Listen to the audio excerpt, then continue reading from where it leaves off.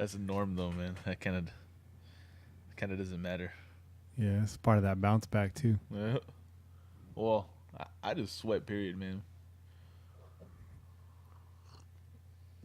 But I'm sure it doesn't help out the situation. It is hot in here.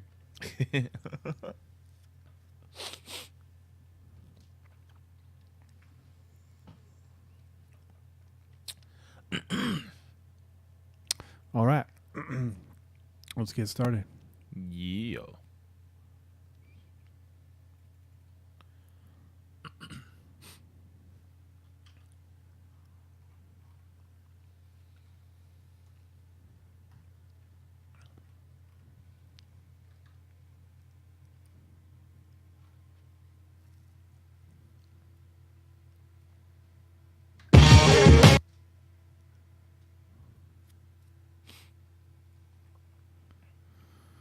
What's up, everybody in YouTube land? Just trying to get started here.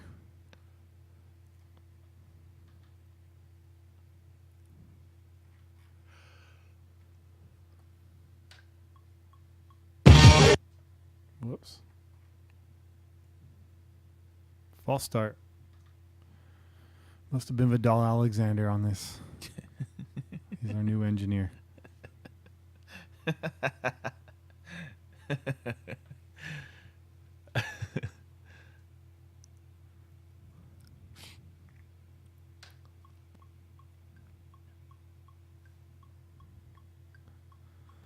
You're listening to the Pillaging Podcast, companion podcast to PillagingJustForFun.com, the only Raider fan site made by Raider fans for Raider fans. Tune in every week whenever podcasts are found.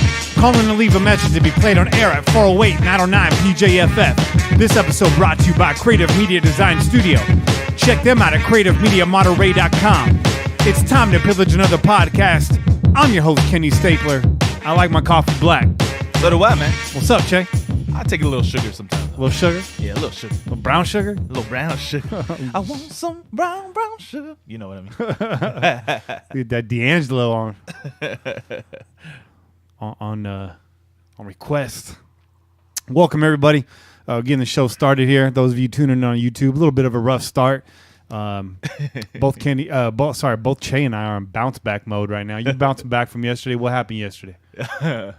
Well, a good friend of mine was celebrating a birthday. Had a little barbecue thing at his mom's house. Mom hooked it up with some delicious food, by the way. But yeah, man, there wasn't a whole lot of guests, I guess you could say. So there was more beers and alcohol for us to drink, which probably wasn't a good thing. Yeah.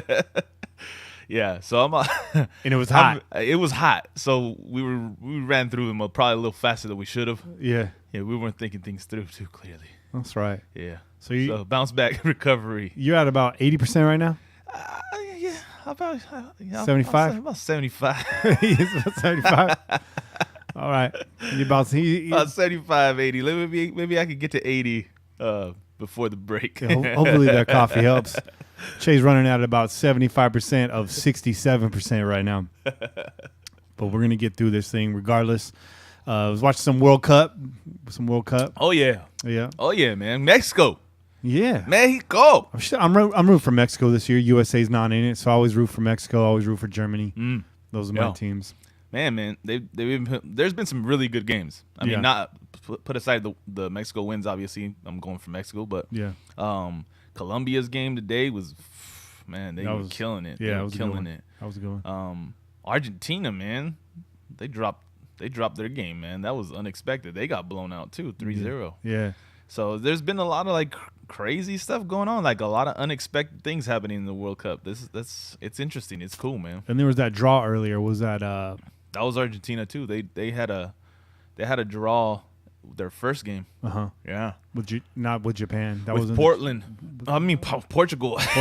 Portland. The Portlandia. Again, I'm on 75%, Phil. Yeah. All right. No, Portugal. They tied up. No, that was Portugal and Spain. My bad. Okay. Man, I'm all mixed up. Yeah, let's move on. I'm all mixed up, man. I just want to remind you guys that we are on the Out of Pocket Sports Network. This is an Out of Pocket Sports Network production, so don't get out of pocket, all right? Let's try to stay cool. They just launched their website, outofsportsnetwork.com, I believe that is, or outofpocketsportsnetwork.com, something like that. You can check them out on Twitter. Also on that network is Just Win, ladies. Yes, it is. Our sister podcast. I just laid down a smooth interlude for them. There you go. So check out their next show. It should drop tomorrow or today. If you're listening on Monday, it's already out. Let's be honest. If you're hearing this show, that show's out. So check it out for their Silver and Black throwback segment. I believe they had Andrea Villipiano on this week. Nice. So that'd be a cool interview. Yeah. I like it. And they're working on a very special guest. I'm not going to jinx that, but there's definitely a show to follow. They're going to have some good guests, some female voices of Raider Nation on there. Nice. Some big voices as guests coming on too. And I'm sure they're not going to limit it to just females. Let's be honest. I was the first one on there. There you go. I'm far for female. Okay. Far from female. Yeah, but so that's a good show. Check them out. Make sure you follow us on Twitter at Pillage Just For Fun. That's at Pillage Just 4 Fun. We're on Instagram as well, the Pillaging Podcast, and YouTube.com/the Pillaging Podcast. Make sure you subscribe, hit that bell, get notified when we go live. If you prefer to listen on YouTube, it'll notify you too when the new episode's out. If you're watching on YouTube or you're watching this back on YouTube, this is a raw, live, uncut view of the podcast, meaning there are long segments of pretty much just music, maybe some chatter. Yeah. We don't edit out the breaks or anything like that. Nope. So it's kind of a different look. I've been told it's a good experience. It's a different experience. Right. You can do both. You can. But you can do both. Other than that, we're wherever podcasts are found, including the official Pillaging Just For Fun PJ4F app, available on iTunes and Android. Just go to your app store, search PJ 4F. It'll come up. There you go. What we really like you to do is leave that 5-star rating. Yes. A little comment. Hey, listen, if you're getting the app and you're listening on the app, we love that. That's fantastic. But also if you don't mind, just go on over to iTunes or on Android and just put the 5 stars. It's all good. You can still go back and listen to it on the app. Yeah. You know what I'm saying? We like that. We like that a little bit. It helps us get to the top of the queue, especially in iTunes if you're just rating the podcast itself. And that just gets more ears on the pod. It means we can do more things. The more listeners, the more sponsorships we get, the more money goes in the bank, so to speak, goes right back to the pod. We're working on some production stuff for this coming season, and we'll talk about that at the end of the show. I want to get straight to the quick hits. Let's do it. Silver Raiders rookies did a Facebook Live session at Facebook headquarters. Among questions they took was who each of the pass rushers would most like to sack. What do you think they said, Che? Well, I mean, if I was one of the pass rushers, yeah, I would have definitely said Tom Brady. Yeah. I would have said Phillip Rivers. Okay. Well, let's stop right there. We'll just stop right there because the other guys, they don't. Yeah. Casey Keenum's not on that list. Casey Keenum's not on our list, man. So just that. Arden Key said he would love to sack Phillip Rivers. I believe PJ Hall echoed those sentiments, basically because they're both in the division, or Phillip Rivers is in the division. In the division. All three of those guys are in the division. And then Ben Roethlisberger, PJ Hall said he grew up being a Steelers fan, so to put Ben on his butt would be big. That'd be a feather in his hat. They also made fun about his size and weight. They're like, that guy's going to be hard to take down, man. He's like 6'5", 350 pounds. Yeah. I mean, even at this age, to his credit, Ben's hard to take down. And then the best answer came from Maurice Hurst, who clowned Tom Brady, saying, I grew up in Boston. It would just be crazy to get a sack on Tom Brady. He's been playing since the early 1900s. So, I mean, just like getting that opportunity to sack someone that could be my grandfather, that's very, very exciting. But also, if he ever did get a sack on Brady, he thinks his mom would be mad because obviously mom's a Patriots fan. Right. Mom's she's gonna change her color soon. Yeah, she'll switch that up. Mom will come around. Gene Steratore gave his resignation. Yeah. On an index card this week. Yeah. So Skeletor no longer in the NFL. Get the fuck out of here, Gene. We're done. You know what sucks is one of these guys falls, another one rises in his place. This is true, man. So don't be surprised when some other bullshit happens on the field. Yeah, don't be surprised. Don't be shocked. That's what I tell all Raider fans, especially younger Raider fans that complain about the refs. Look, some of our best seasons, we led the league in penalties. In 2016, we led the league in penalties. The offense was great that season. Yeah. It happened during Gruden's tenure as well. Yep. Real Raider teams, they just play through that. and it's just an opportunity to gain more yards. That's all I got to say. This is true. You just got to play through adversity. Expect it. They're going to throw it at you. Just play through it. Don't complain about it. Don't let the refs decide the game. Just play through it. Unpopular opinion. We could have won the Tuck Bowl. Yeah. Could have won that game. Yep. You know? Still could have won that game. We still could have won that game. So, just saying. Marquette King decided it'd be a good idea to try to troll the Raiders facility. Some of you guys probably... If you want to call that trolling, I don't really understand how that's trolling. No. Nobody was there to see it. Yeah. Like, how are you trolling? Like, yeah. Everyone's on vacation. I look at my feed, and you got KO, like, traveling the world, and, like you said, the young bucks are over here at Facebook. Like, no one's at the facility, man. So, like, what are you doing? Like, yeah. Yeah, King, you're a Denver Bronco, but how you still living in Oakland, bro? Right. Why are you still running through Alameda? Get out of the neighborhood. You played yourself, man. You played yourself. The only people that enjoyed that were the Bronco fans following you on Instagram, and by the time the rest of us saw it, we're just laughing because you look like a damn fool now. Yeah. Yeah. You know, the shit was funny when we can get behind you. We can't do that no more, so you're just a damn clown. Yeah.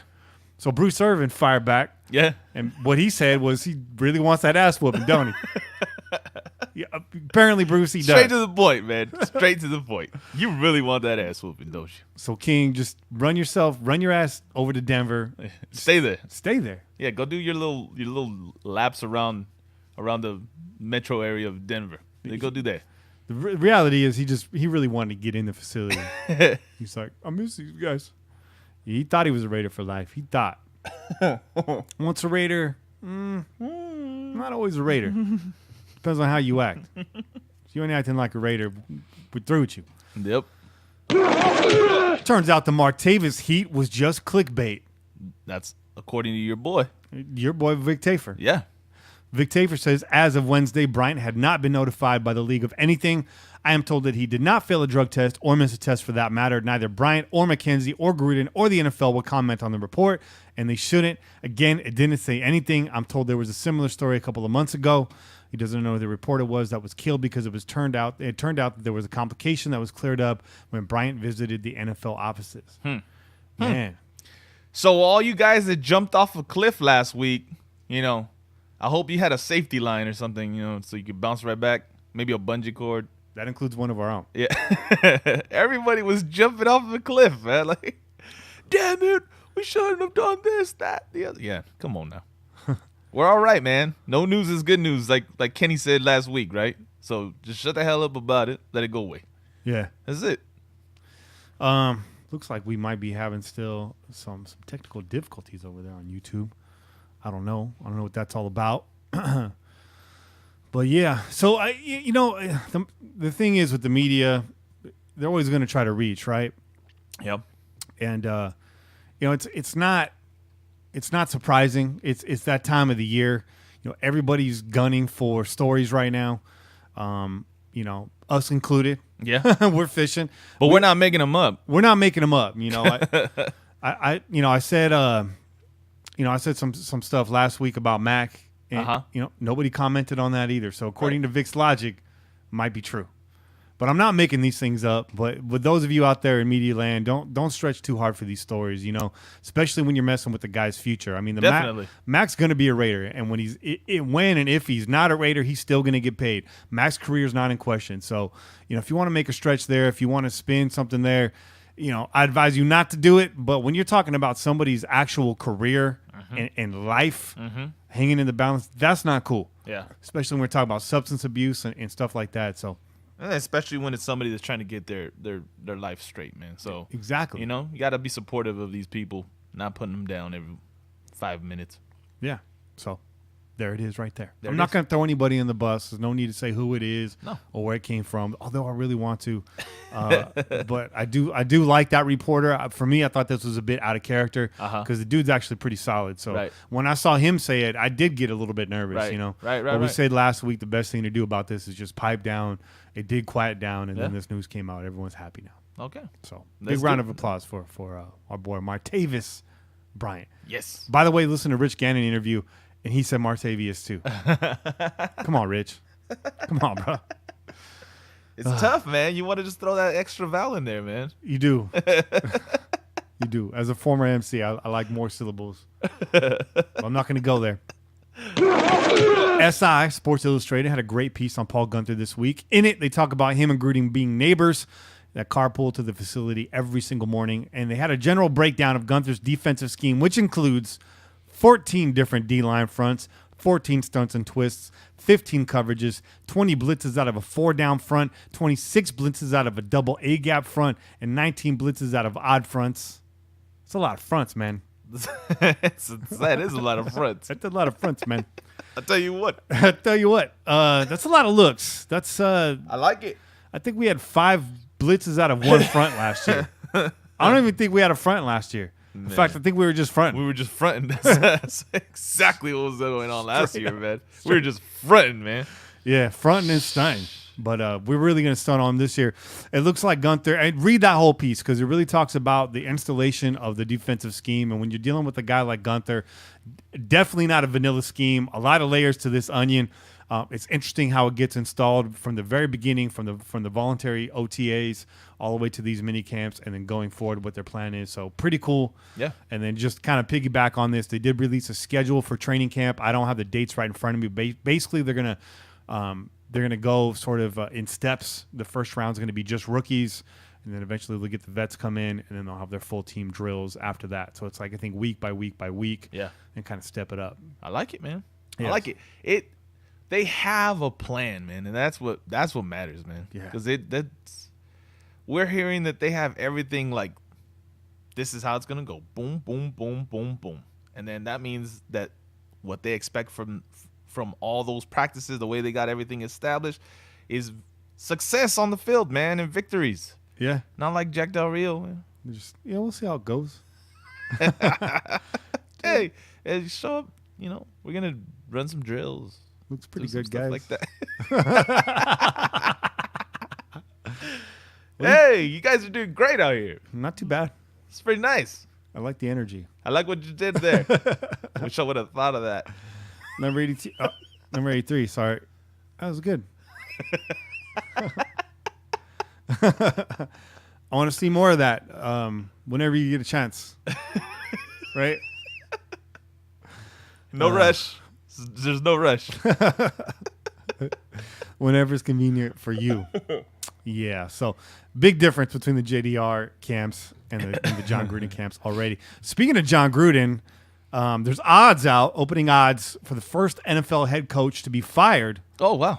And this is at Betway, at BETWAY. Number 9 on that list was John Gruden. Oh, shocker. And then number 1 is on that list? Who's that? Hugh Jackson. Well, I mean, you can't really argue with that, but he hasn't gotten fired yet, so maybe he shouldn't be number 1 on the list. Well, Hugh Jackson? Yeah. Yeah, that's not a bad point. He should have been fired by now. Yeah, dude. So I'm just saying, like, maybe you guys got that a little bit messed up because apparently Cleveland likes to have him around for a while. I don't know. Che going with the, if you're not fired by now, you may never, ever, ever be fired ever. If you're not fired by now. Yeah. Yeah, maybe you got something there. I don't know. Maybe he's brewing up the second best trade in football history. Who knows? But that's our quick hit segment for the week. We got Jim Jacks on the show today. Yes, we do. Jim Jacks. Jim Jacks news. Jacks. Jacked up. I hear Jackson, I just immediately think of Mortal Kombat, man. That's exactly what I thought of, right? Too. Is he the guy that had the ground We're going to have to ask him if he has the metal arms, man. Yeah. Like, Jim Jackson, you to tell me, man, you got those metal arms in the closet, man. Yeah.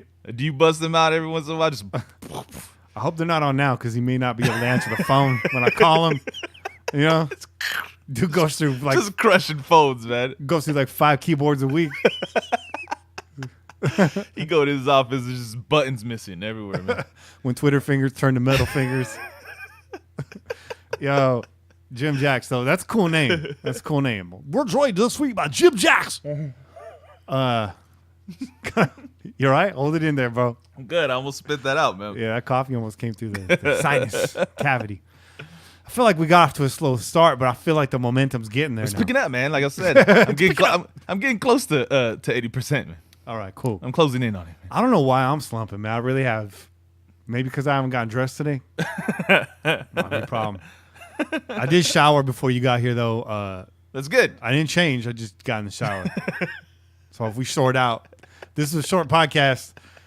That's how hot it is in here. Kenny just jumped in the shower with clothes and all and got out, and it's already dry. His shirt's dry. His shorts are dry. I'm wearing that dry fit. There you go. That dry fit Raiders gear. Yeah. So so we're gonna take a little break right here. I think that's what we're gonna do. And when we come back, we're gonna have Jim Jacks on, guys. Yeah. It's gonna be fantastic. Stay tuned. Jim Jacks. I got a lot of questions for this guy because he's got a lot of followers on Twitter. I really didn't know who he was until I discovered him. Actually, Kane shot him my way months ago. And had him lined up as a guest that we just never got to get on. And then he joined the Raider Ramble. There you go. Part of our focus on the Ramble. Ramble Spotlight right now. There you go. And so now he's a guest. So I've been meaning to ask him a lot of questions. He's great at interacting. Let's pick him up here. Let's see if I can find him. Yeah, here he is right here. Follow him on Twitter. Really early plug. Follow him on Twitter at Jim Jacks Media. Dude's got 45,000 followers on Twitter. He's doing something right. Yeah, he is. Yeah, he is. Yeah, I got to ask him about this lab coat and his avatar.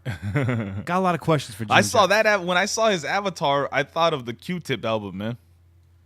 The last Q-Tip album. Oh, the Love Theory? Well, no, what was it? Was it Love Theory? I don't know what it was called, but the cover of that album was basically him in like a suit, like a gray suit or something like that, and then he had like I think he might have had like a beat machine or something like that in his hand. Yeah, I remember that. Something cover. like that, but it was cut off at the neck, so just body down. That's what maybe.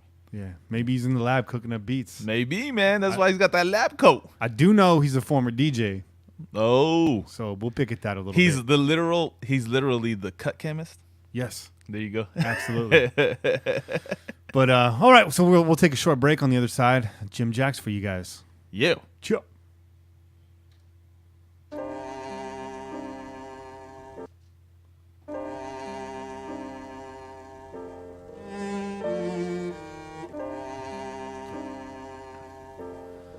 Yes, sir. Oh.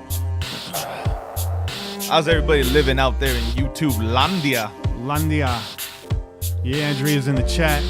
Marcel. I wonder when Max signs his contract. After 2 years, his money will be more because Nevada is no state tax. Yeah.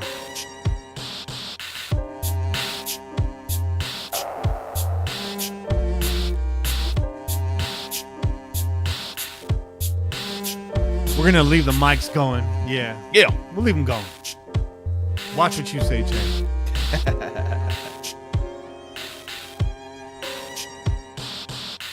I'm going to hit up Jim, see if he's ready. Do that.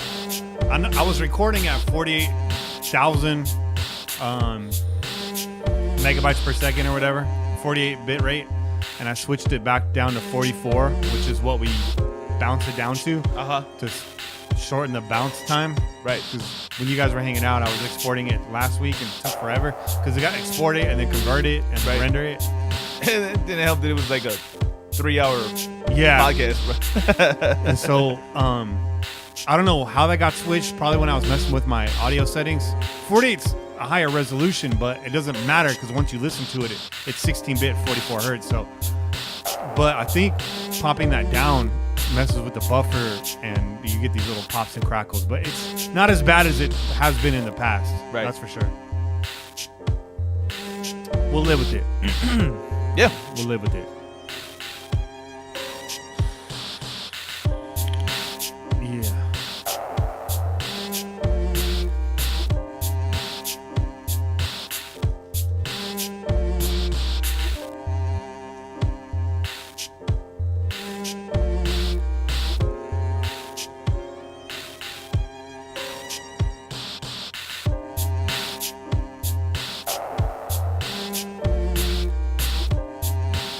Hit up Jim Jacks. Yeah.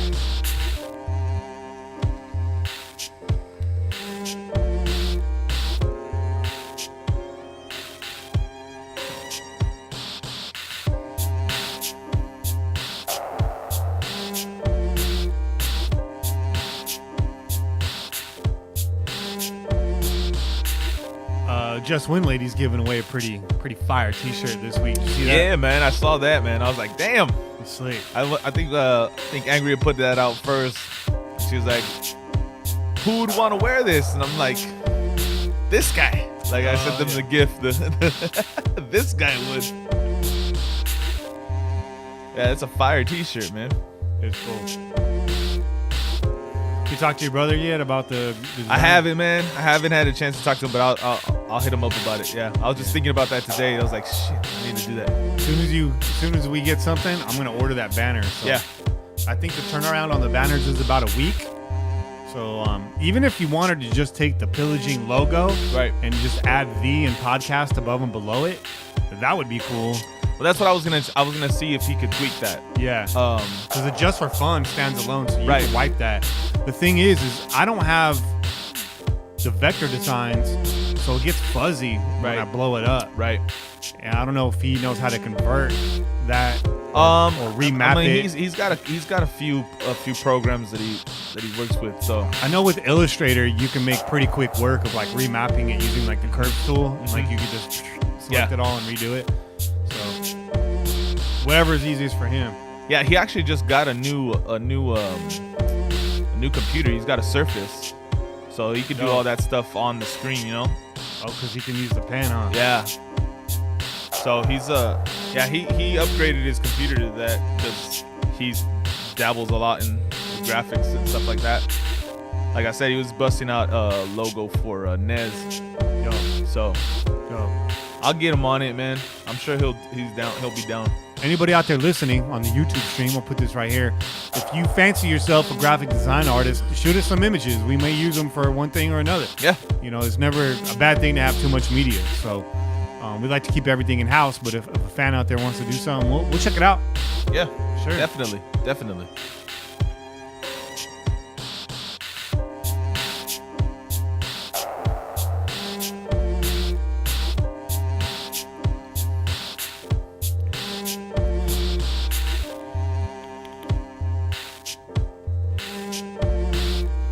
Man, the heat is for real right now.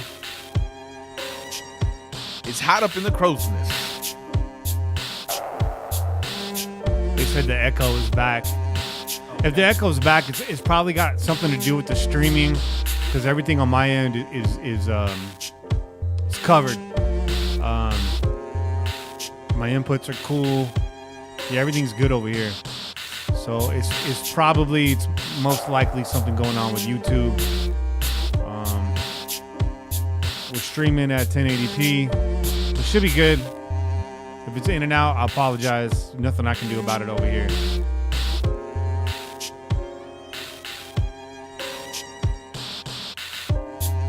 Is it an echo or is it kind of like a delay? I don't know. Same difference. Yeah. All right.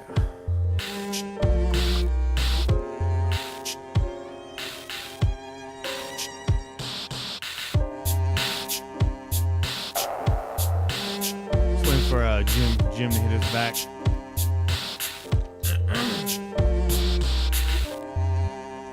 probably eating dinner or something right now.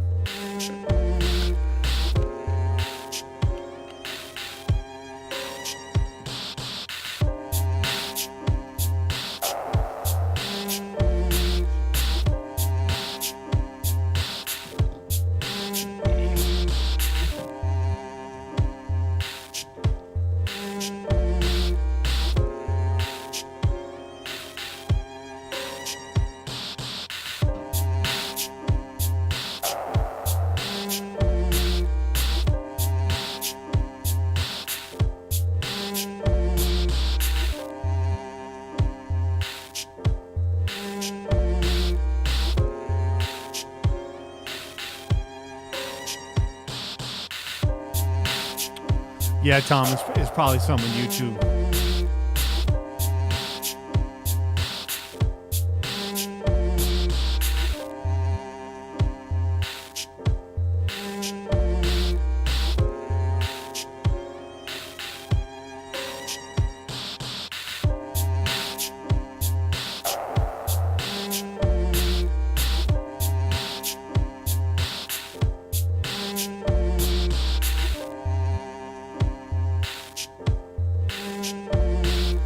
those of you just joining us, we're just waiting on Jim Jacks, our guest. We told him about 7 o'clock. We're ready earlier. So.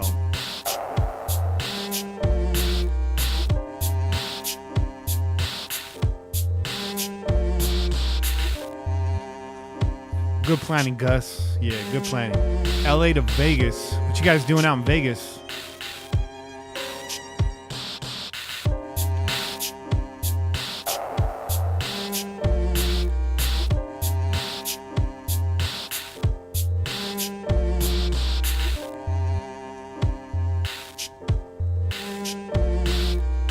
It is hot in the studio.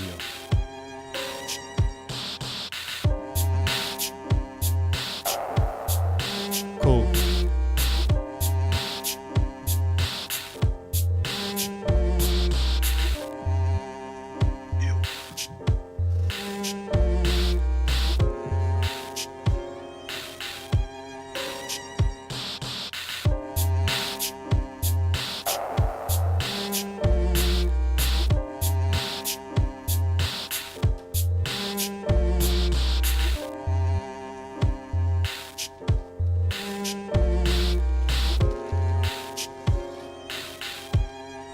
Oh, sandwich time.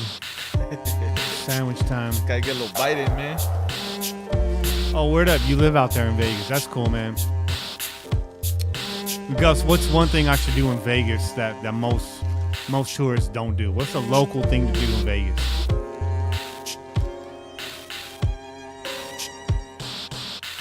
Gus said he's driving to Vegas from LA, and he left. They scheduled their leave time in accordance with the podcast, so they have something to listen to. That's dope. Yeah, That's dope. we appreciate that, man. Hell yeah, man. Glad we could keep you company, man. Tom's watching YouTube on a laptop. Cool. If smoke starts coming out the laptop, that's not our bad. That's not our fault.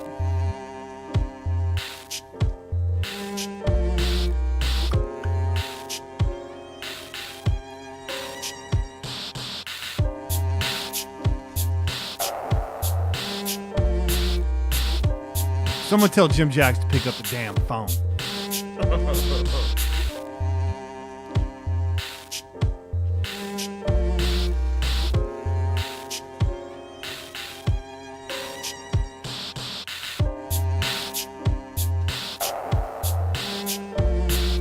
Live stream didn't show up on YouTube last week for a couple days. Either that or I don't know. I just didn't see it. But it finally got up there.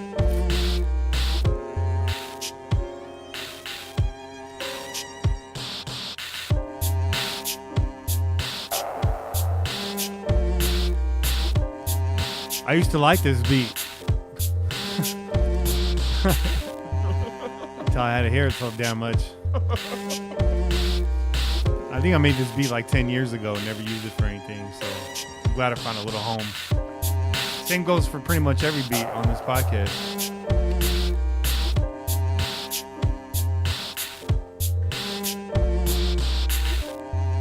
While you guys wait here on YouTube, make sure you go to Twitter and follow @JustWinLadies.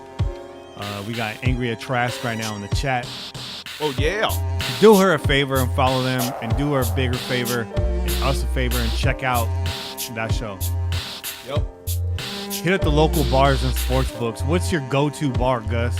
What bar should I be at? Because I don't want to walk into the wrong bar. That's always a bad time, right?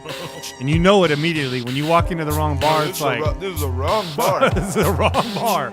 Right away. You should know within like 2 minutes. Like half a footstep in the door. Yeah. Damn.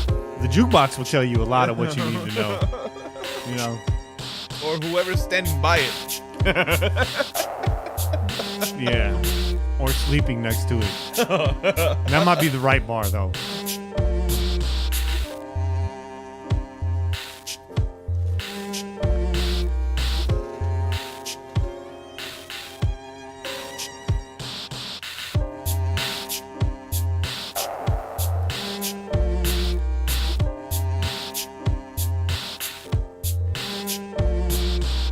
Oh, Daniel. We'll change the beat on the next segment. I only got so many queued up here. I got to just let it ride. Gus, you should call in and leave your bar story as a message to be played on air. 909-408-PJFF 7533.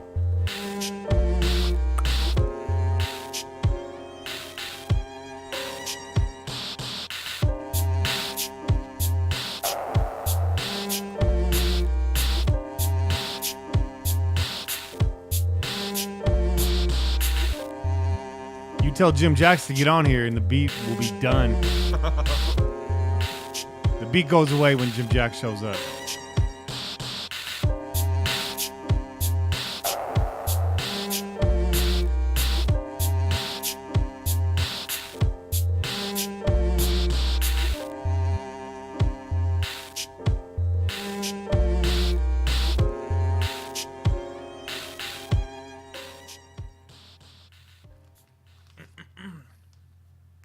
There you go.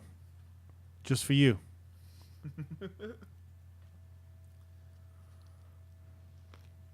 This is another beat. We're not using this beat this week, so you can hear this whole beat.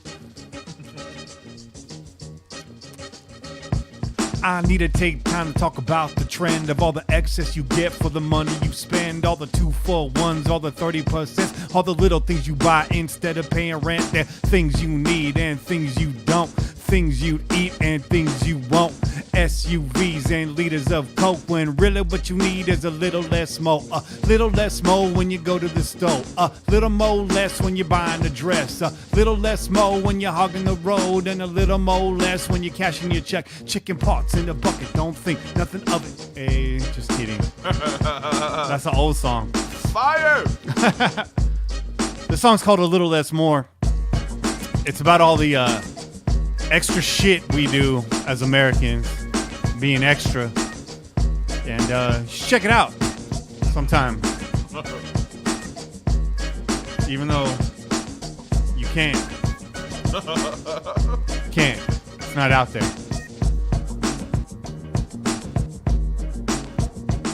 And Gus says about 3 years ago they went to a Raiders sports bar to watch a preseason Raiders game. And that bar's now out of business. Good job, Gus.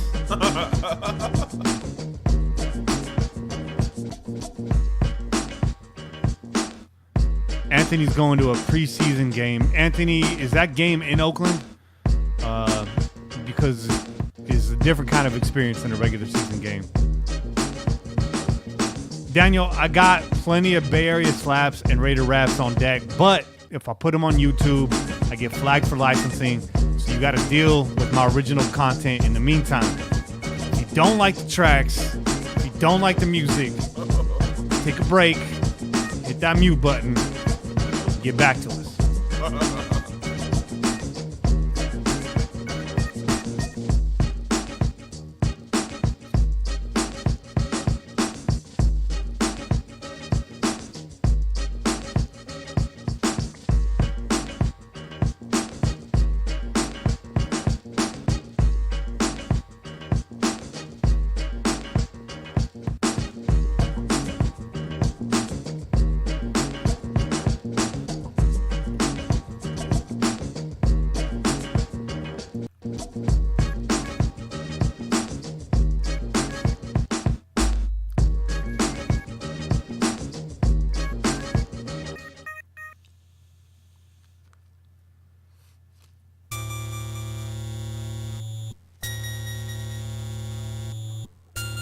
Oh shit.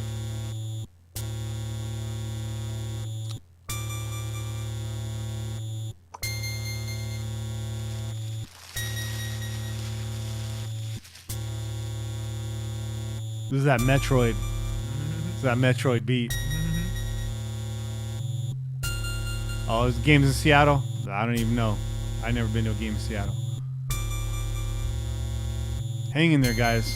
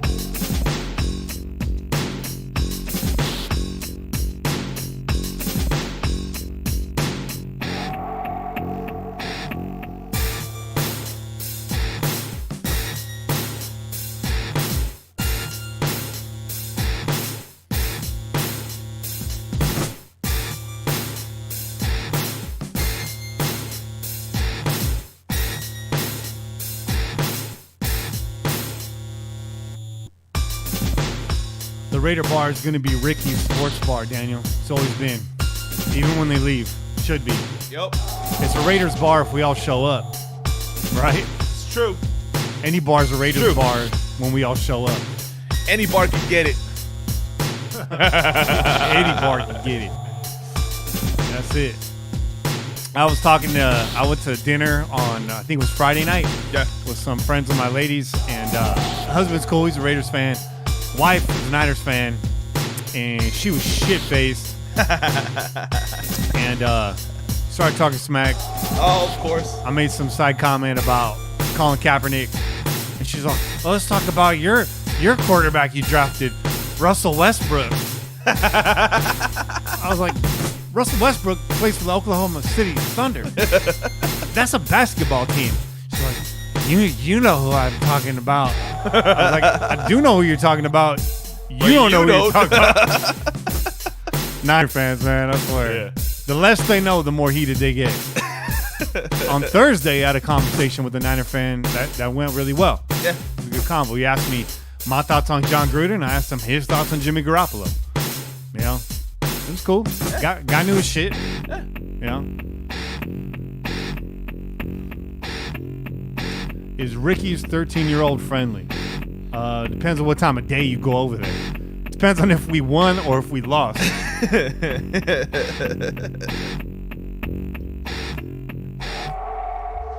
But to answer your question, it's a sports bar. They serve food, so you can bring family up in there. Ricky's is cool. You'd be good. Parktown Pizza in Milpitas for Raider fans. Don't get pizza in Milpitas. That's the first mistake.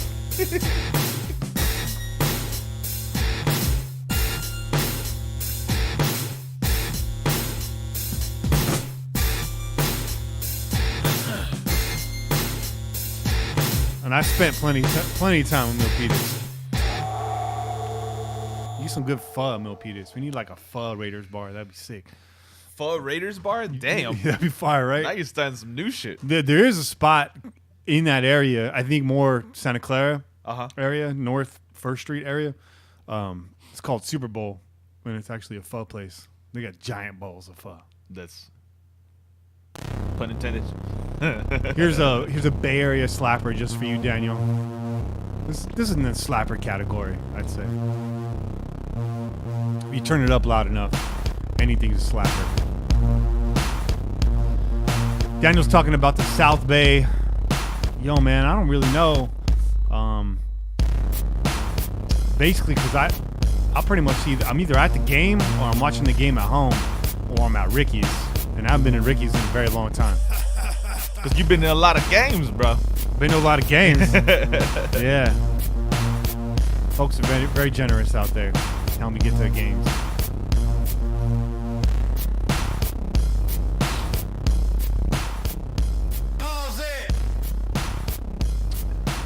Man. Well, I suppose I can just text Jim Jacks. Maybe he's off of Twitter right now.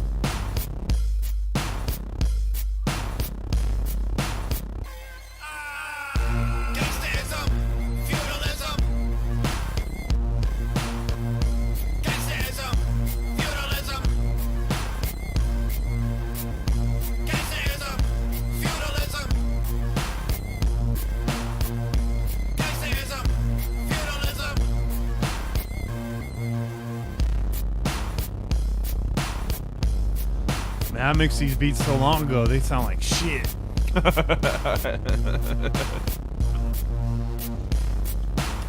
Oh, Tom Plunkett was listening to the podcast on 2 different tabs, hence the echo.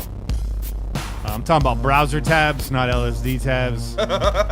Although I wouldn't put it past them. Yeah, that'll get you an echo every time, Tom.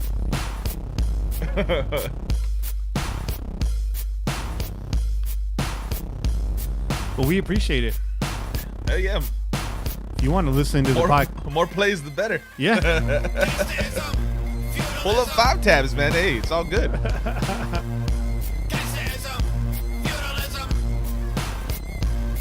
Oh, Looks like Phil's ready. Or, sorry, not Phil. Jim Jacks is ready. So, Yeah. start our fade right now. That's a song called Gangster Incorporated.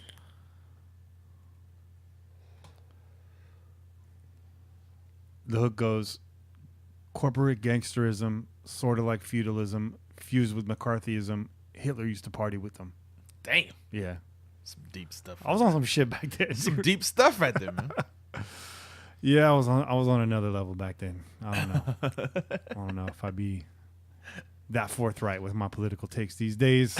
It's a bit dangerous out there. All right, we're gonna get ready right now. We're gonna get Jim Jacks on. It sounds like he's ready to go.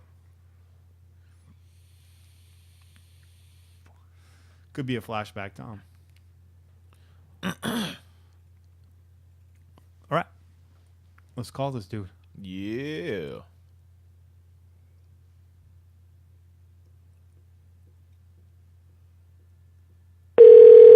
Nice. It's always nice when the technology works like it's supposed to.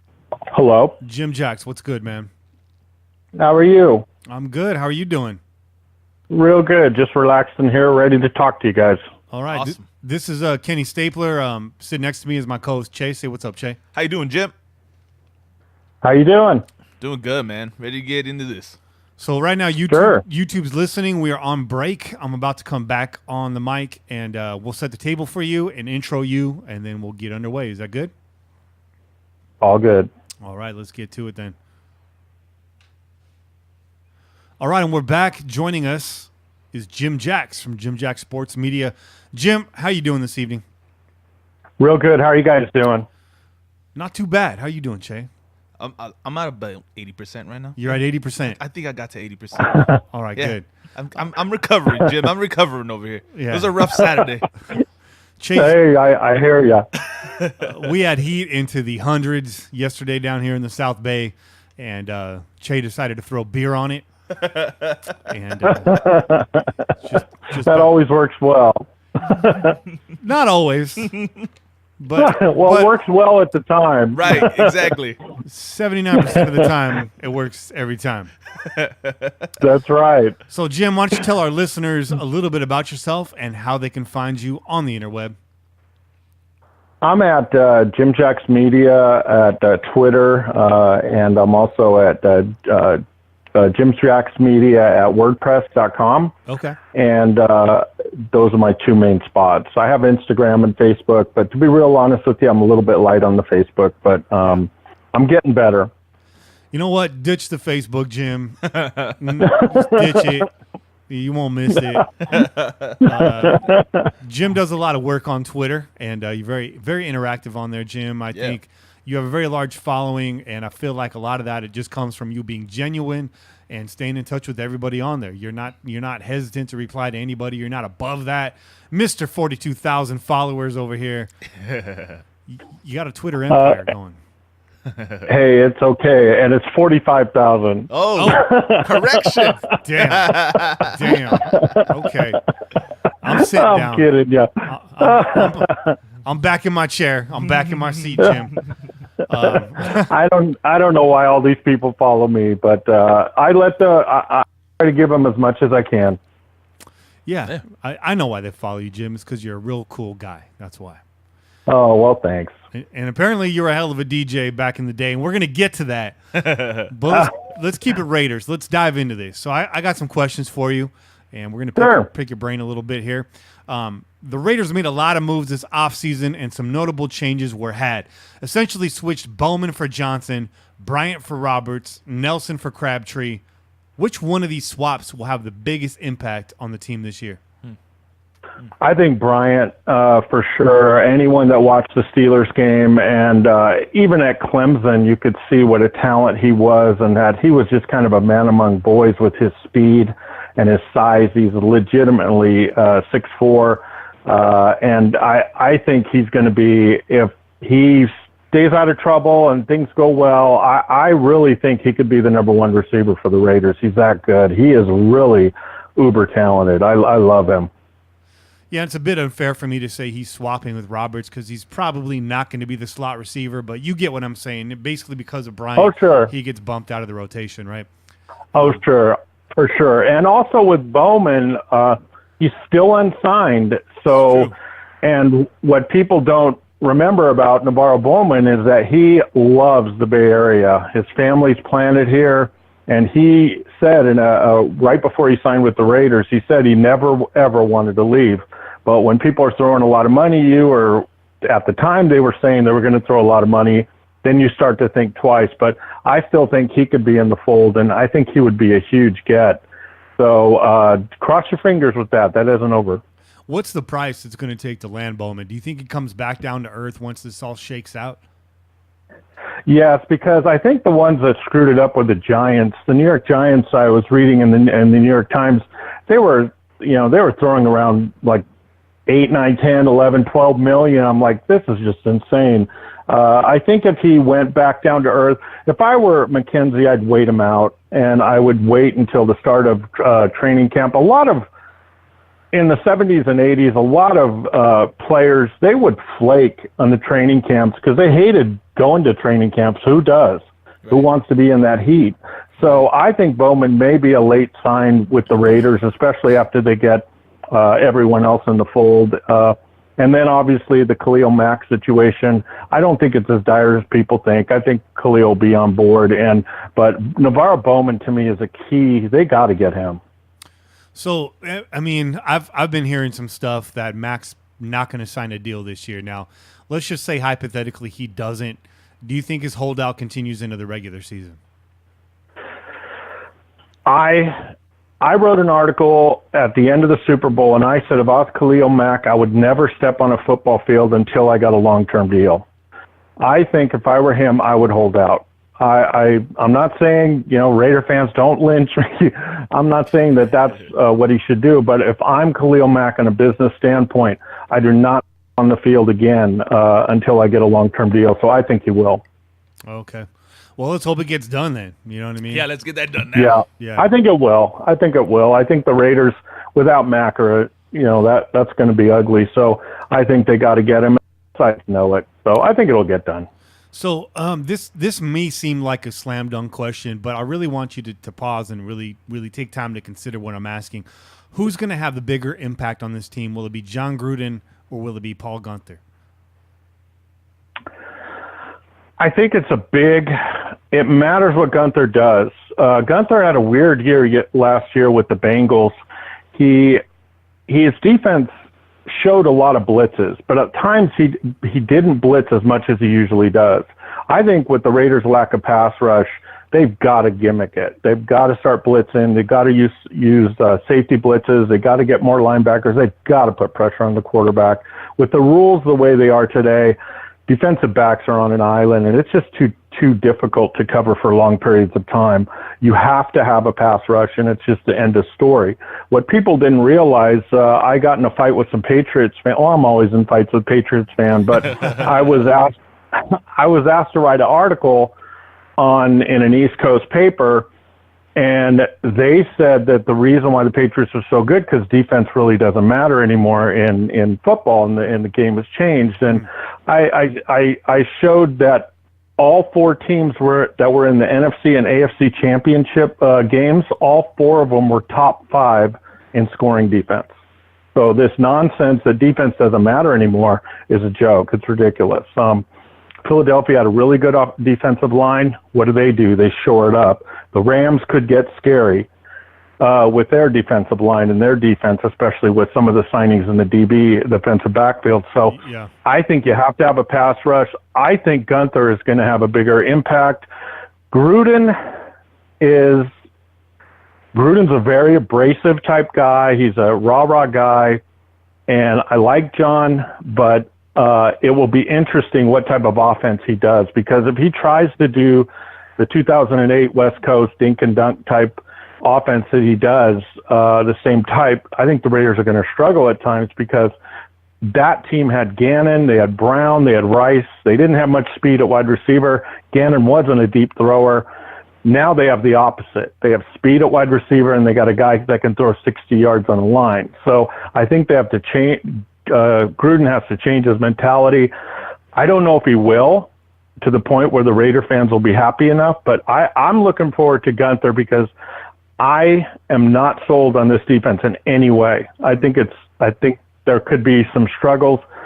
I love the Hurst pick. I think people don't realize really how good that guy is, and I think he's going to play a huge role. But again, the Raiders will go as far as their defense takes them.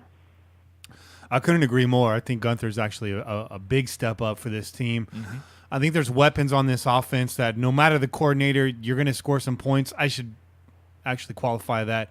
No matter the coordinator, aside from Todd Downing, should be scoring some points. But yeah, Gunther brings basically what we haven't had as a defensive coordinator for a long time. And even under John Gruden, we didn't have the best coordinators. We had Willie Shaw. We had Bresnahan. These guys weren't, the kind of schemers that a Paul Gunther is. So to combine John Gruden's innovative type offense and Paul Gunther's innovative defense all on one team is just, for me, that's huge. That's a big deal. So what are you most looking forward to this year? What are you looking forward to out of this Raiders season? I mean, as far as changes, the coaching staff, the roster, whether it's win-loss, an improved Derek Carr, new pieces? What is it that's got you the most excited? I think I'm excited about the draft picks because I was not too hip with the draft of some of the picks, and I think that I'm a big Vita V fan. I was disappointed in the first round, but I think I'm looking forward to Miller. I'm looking forward to the draft picks and how they do. I think it's going to be either McKenzie looks like a genius like 2014, or it's going to be one of the other drafts that he looks, pretty bad. So I'm looking forward to that. I'm also looking forward to some of the secondary players on that you have on defense. I'm not really sold on this defensive backfield. I'm not really.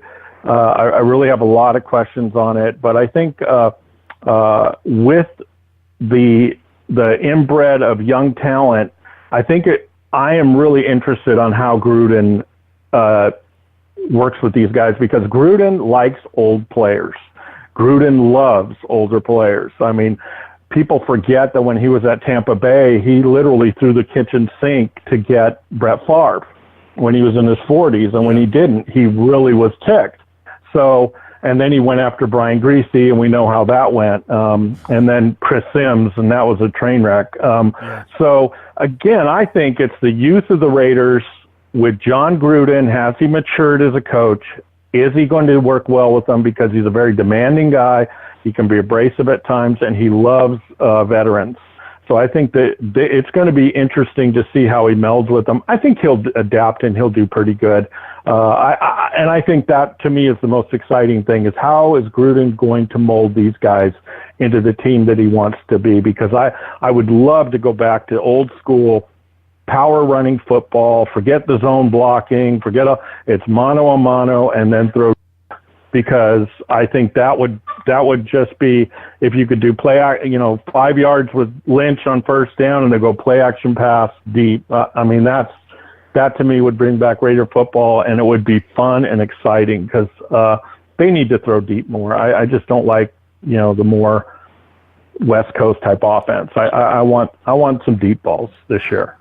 And hopefully we get that. I mean, Gruden's MO, and I don't think he's going to be running the same exact scheme he did before. Obviously, he's got a ton of new wrinkles. He's been studying the game, but his MO is to work the body and then hit you with the big haymaker when you're off balance. We saw the Charlie plays when he was back here in Oakland before. His philosophy was, if you hit the defense with the big play, you come right back at him, no huddle, you hit him with another one. So, you hit that body, then you start combining those crosses until your opponent goes down. I would love to see that as well, Jim.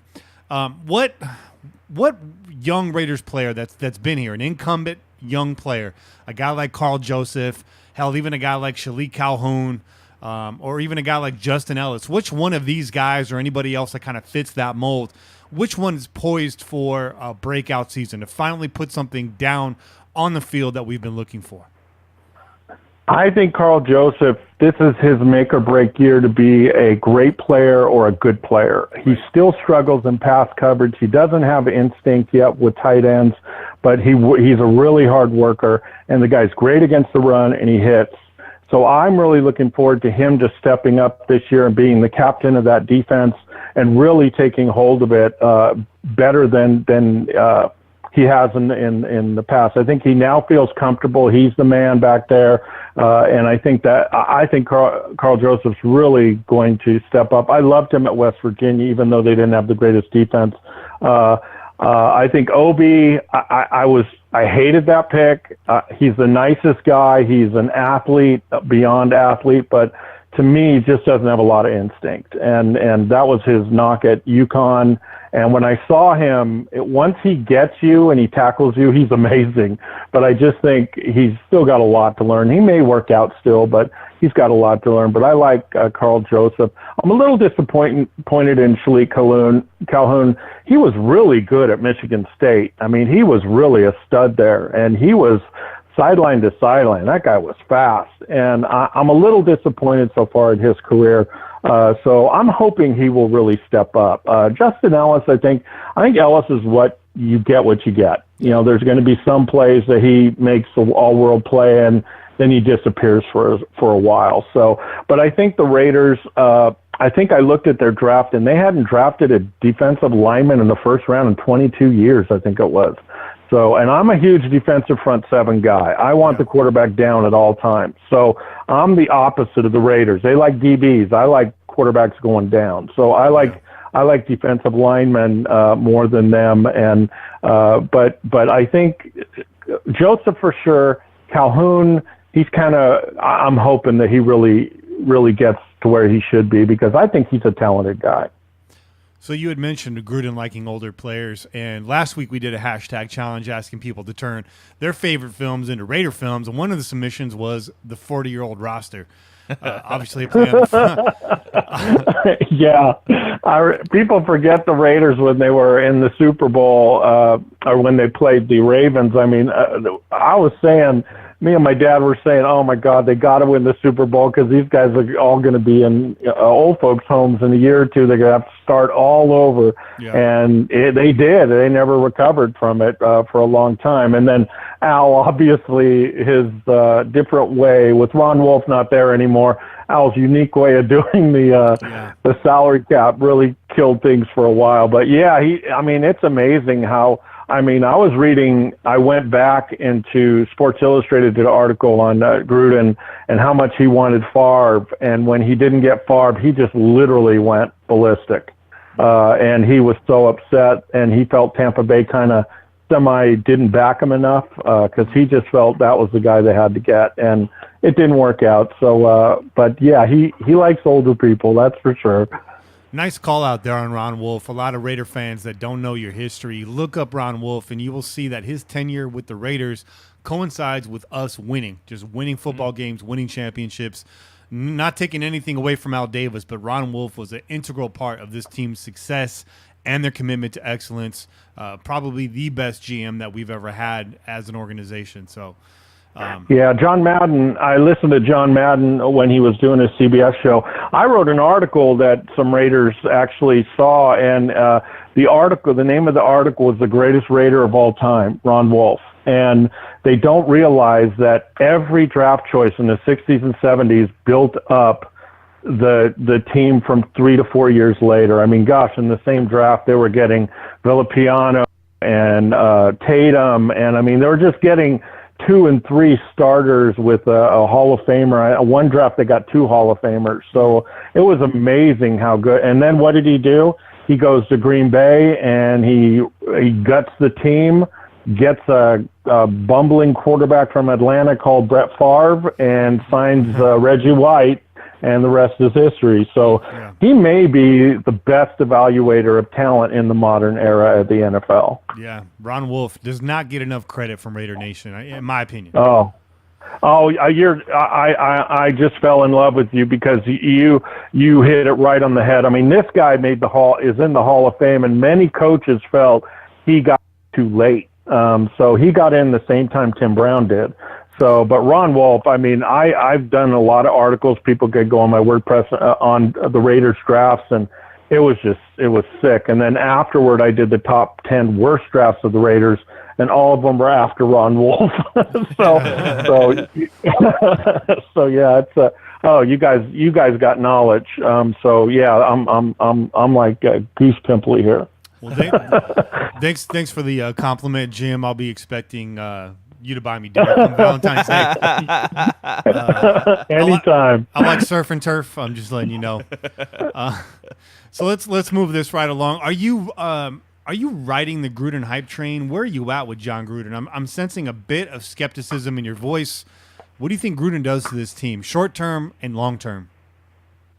Short term, I think he energizes it. He gives confidence. The fan base gets excited about it, and I think it will do well. I think the Raiders have I've read two different, ESPN had a thing where they said the Raiders have the second easiest strength of schedule in the NFL next year and the easiest in the AFC West. That's something that most prognosticators don't take into account as much. When the Raiders were 12-4 a couple of years ago, they had the second easiest schedule in the NFL. Last year, the Raiders had the third hardest. Yeah. Mm-hmm. And I don't think it's coincidence. So I look for a big year from the Raiders this year. I think for a 1 to 2 year thing, Gruden is nails.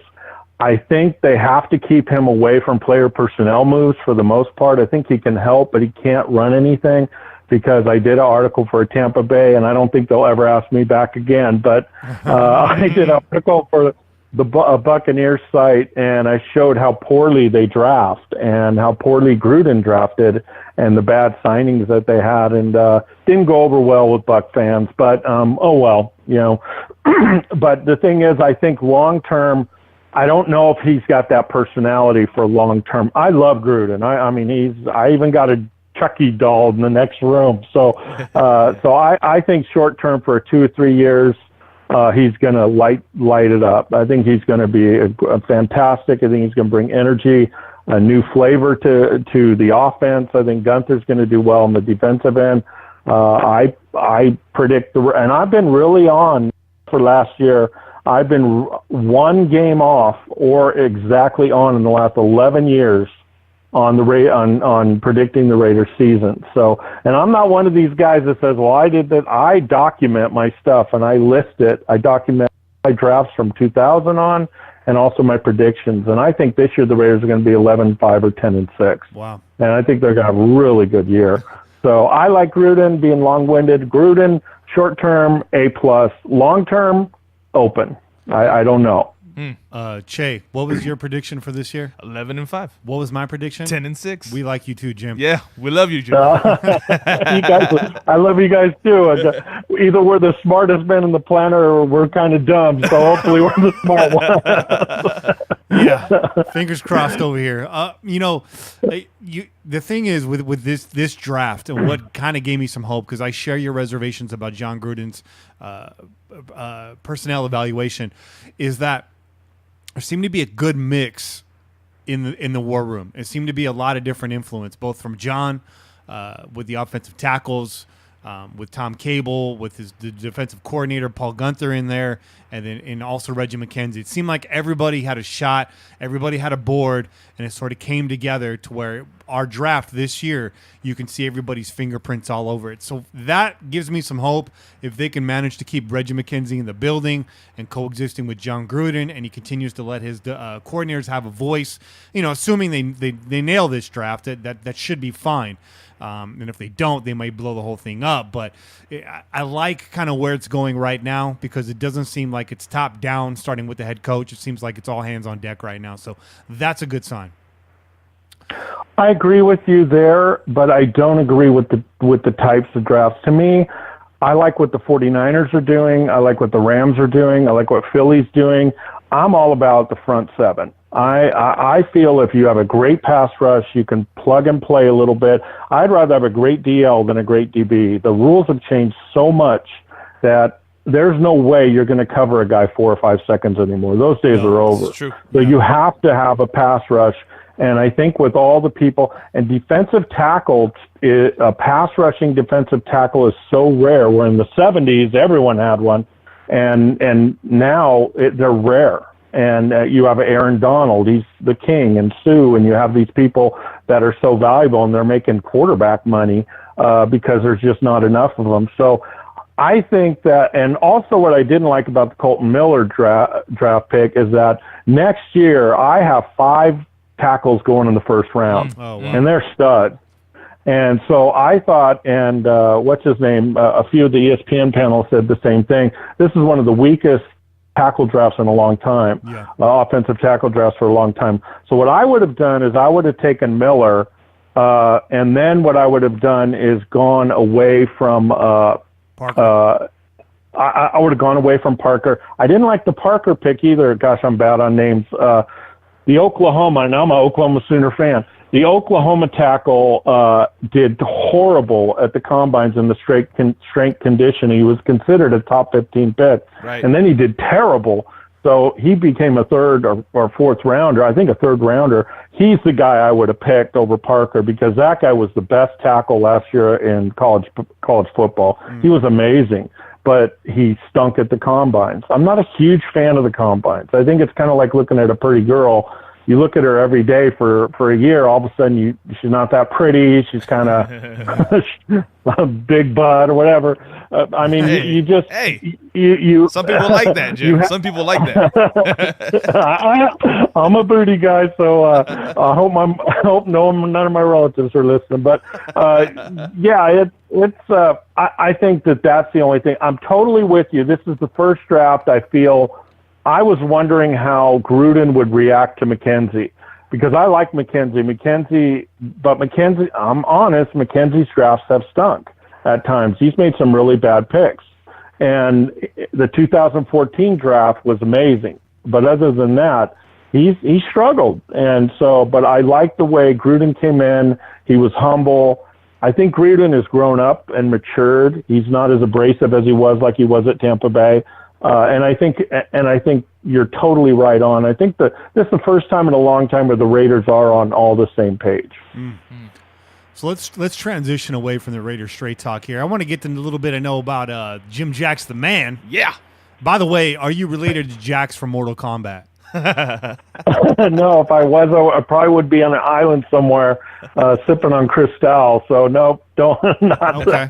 I wish I was. Those video games are making a lot of money. Jeez. Yeah, we had to ask. But how did you come to cover the Raiders, and how long have you been a member of Raider Nation? My father started going to the games in 1960 when he was a kid. The Raiders would go around into restaurants and give out tickets. They would give them away. Wow. The Raiders at that time were playing at Hughes Field in Sacramento and at also Candlestick and Kezar, or not Candlestick, but Kezar. But that was before Frank Ewell was built. So my dad started going to the games, and all of a sudden, all his friends. My dad was a fun-loving guy.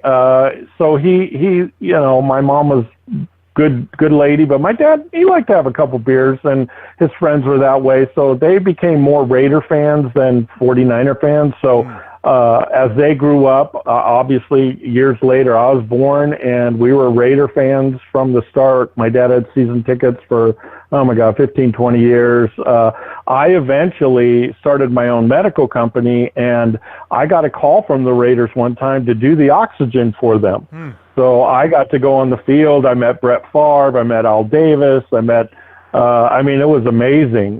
So we got to do the oxygen for a little while for the Raiders. So so when people don't know me and they say, oh, well, he says the Raiders aren't good here. The Raiders aren't, oh, he's a hater. I'm a writer first and a fan second, but I live and die the Raiders. I live and die the Raiders. But when I write, I feel most people writing online are fans who write. I'm not a fan that writes. I'm a writer that is a fan. And I'm not going to say it, but I should have probably stayed with them. In about 2003, 2006, a lot of these sites, that Bleacher Report, Yardbarker, all these sites that are now big, started then. and it was hokey. So I got hired by one of them, and I'm not going to say who it is, but wow, it was run like a 6th grade class. It was horrific. So I really took it seriously. I was studying, I was doing all this. So, and all of a sudden I looked, and my following was, really getting big, and these guys weren't even growing, and it just seems like they were doing it just for fun. So eventually I started writing for a political site, and that went bad because I started getting death threats. So, police was called in. I mean, it just got really weird. So I stopped writing for a while, and a friend of mine who is very wealthy, who owns a pay 49er site, asked me to write an article on the 49ers. So, of course, in my unique Raider way, I wrote why the media was so wrong in blaming Raider fans for being so bad and 49ers fans for being good. So I called the police departments and got all the statistics, and I showed how the San Francisco media was so biased against the Raiders, and that most of the violence was from 49er fans. It wasn't from Raider fans. So Thank you for doing that. So the only problem was it got 1,500 thumbs down, and because it was all 49er fans, and then I stopped. So I started writing on my own, and I wrote an article on Ken Stabler that was picked up by the University of Alabama and ESPN when he died. And I couldn't believe it. So, I was on University of Alabama radio, I was on Arkansas radio, I was on ESPN affiliates. I mean, I was a little overwhelmed because I'm the worst. You guys are 100 times better than me.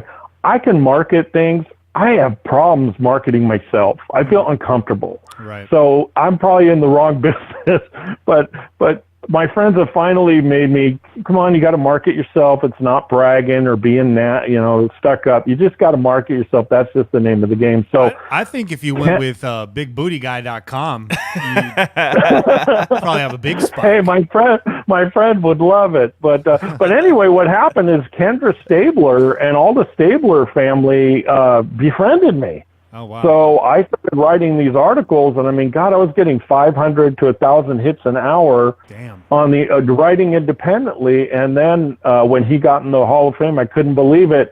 Kendra sent an invite to be they invited me to go to the Hall of Fame as their guest. That's awesome. So, I mean, it just got, and it exploded from there. And I got a lot of job offers, but I personally have stayed out of your guys' realm. I've stayed out of websites and Raider fan sites. So a lot of the writers online, they don't know me that well, but the fans do. And so I've stayed out of, there's so much ego and there's petty stuff, and I'm a live and let live guy. I love when people do well, and I really get off when people do well. And I think that's what kind of resonates with people, because I have fans from every team in the NFL. I have fans, I think 64 countries have read my articles. Damn. So you get these people, and I'm just a nobody. I'm just an independent guy. So I think what happens is if you're really good, you try to be a good person, try to be kind, you try to help out other people. People realize you're not an arrogant jerk. You don't think you're all that. And because I got so much to learn. But I really love like your guys' show and other people's where, when you guys do well, it really makes me happy because I love when good content is out there. And I love when because there's a lot of sites, I'm not going to name anybody, it's just fans rah-rahing. Raider, I got in trouble. I did a podcast. I'm not going to say the team. I did it this morning. And this team sucks. And they literally have these guys in the Super Bowl. And I said they were going to be 4-12 if things go well, 5-11, and I would have thought I killed their puppies, But I just, I'm just not into all this. If the Raiders are no good, which I said for years they weren't, I said it. If the Raiders were good, like a couple of years ago, I said it. And I think people know to trust me.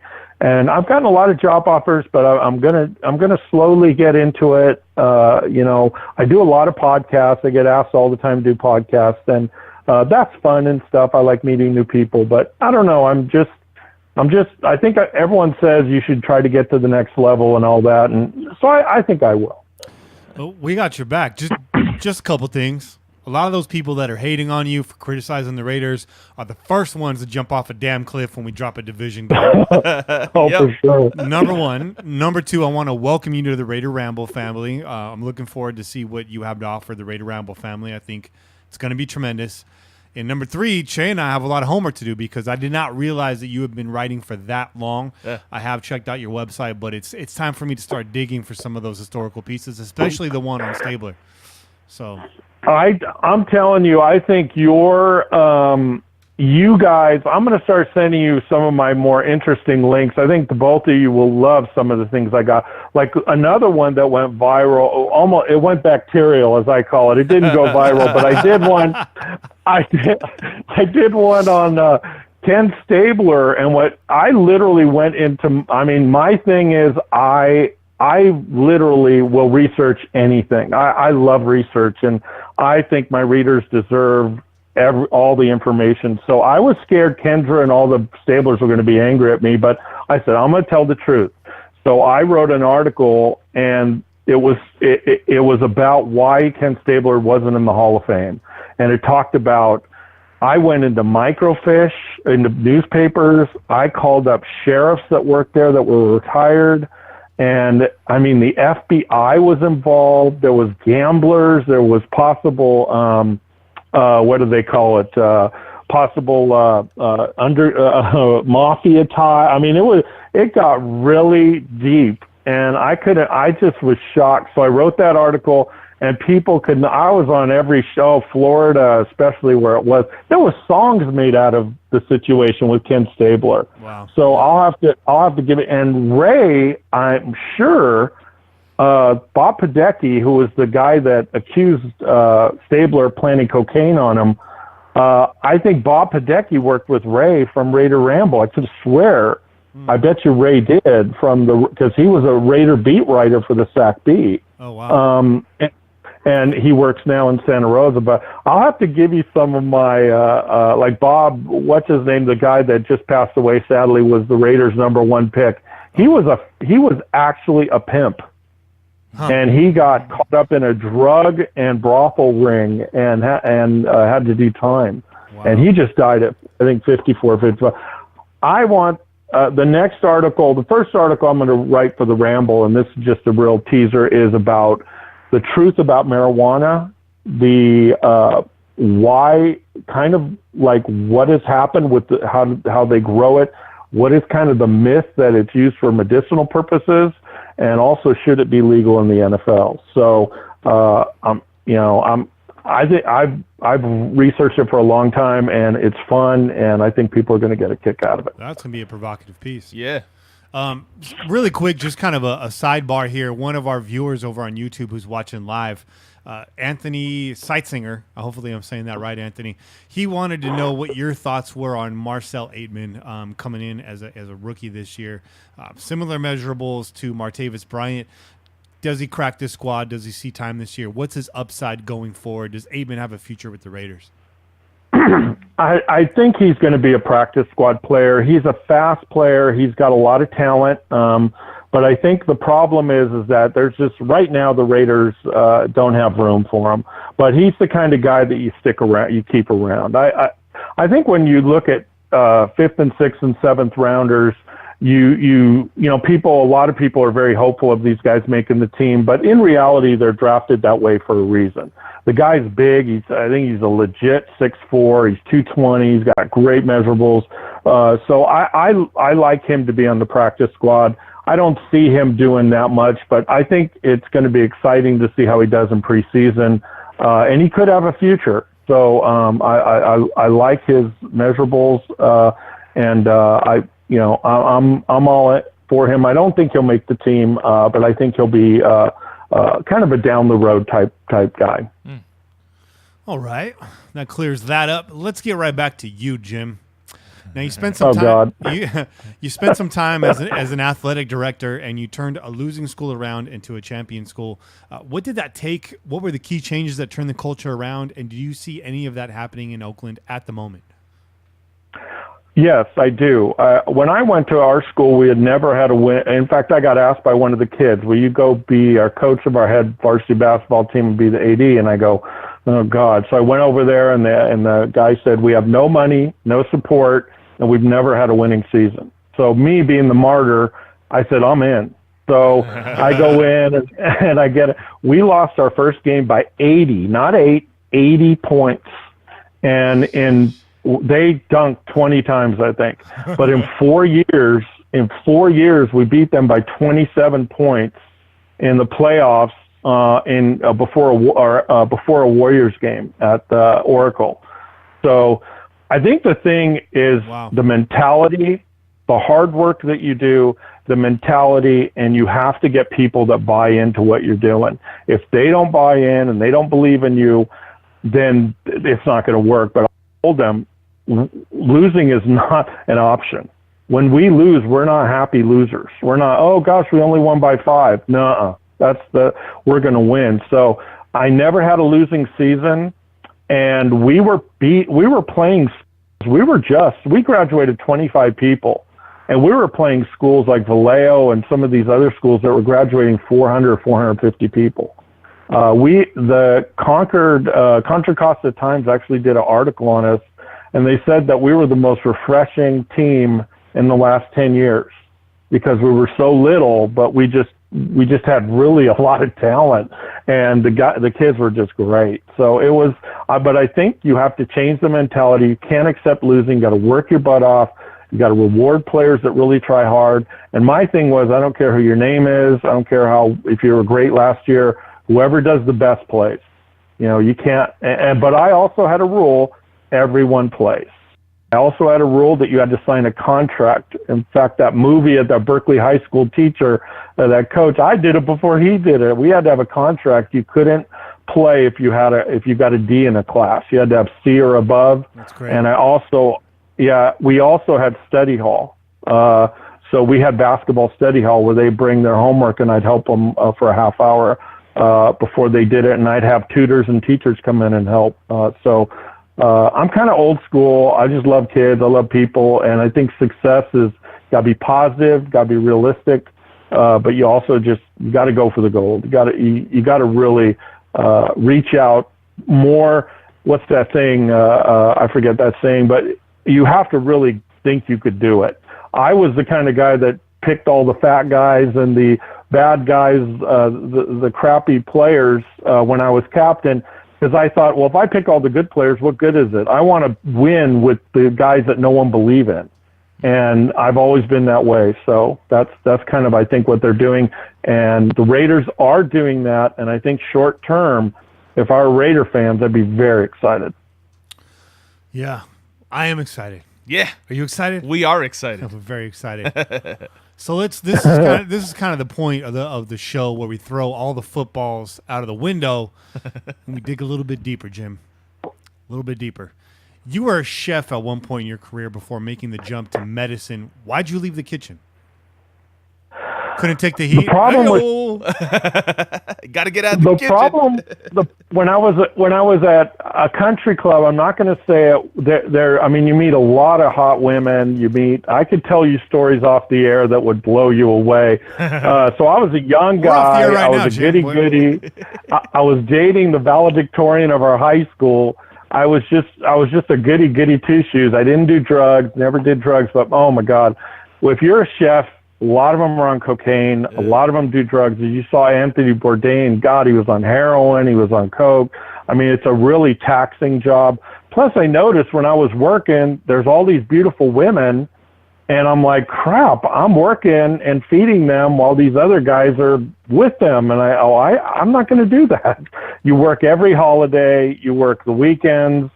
And I just thought, wow. So I used that to get into medicine and made a lot of money being a waiter and a sous chef and all this other stuff.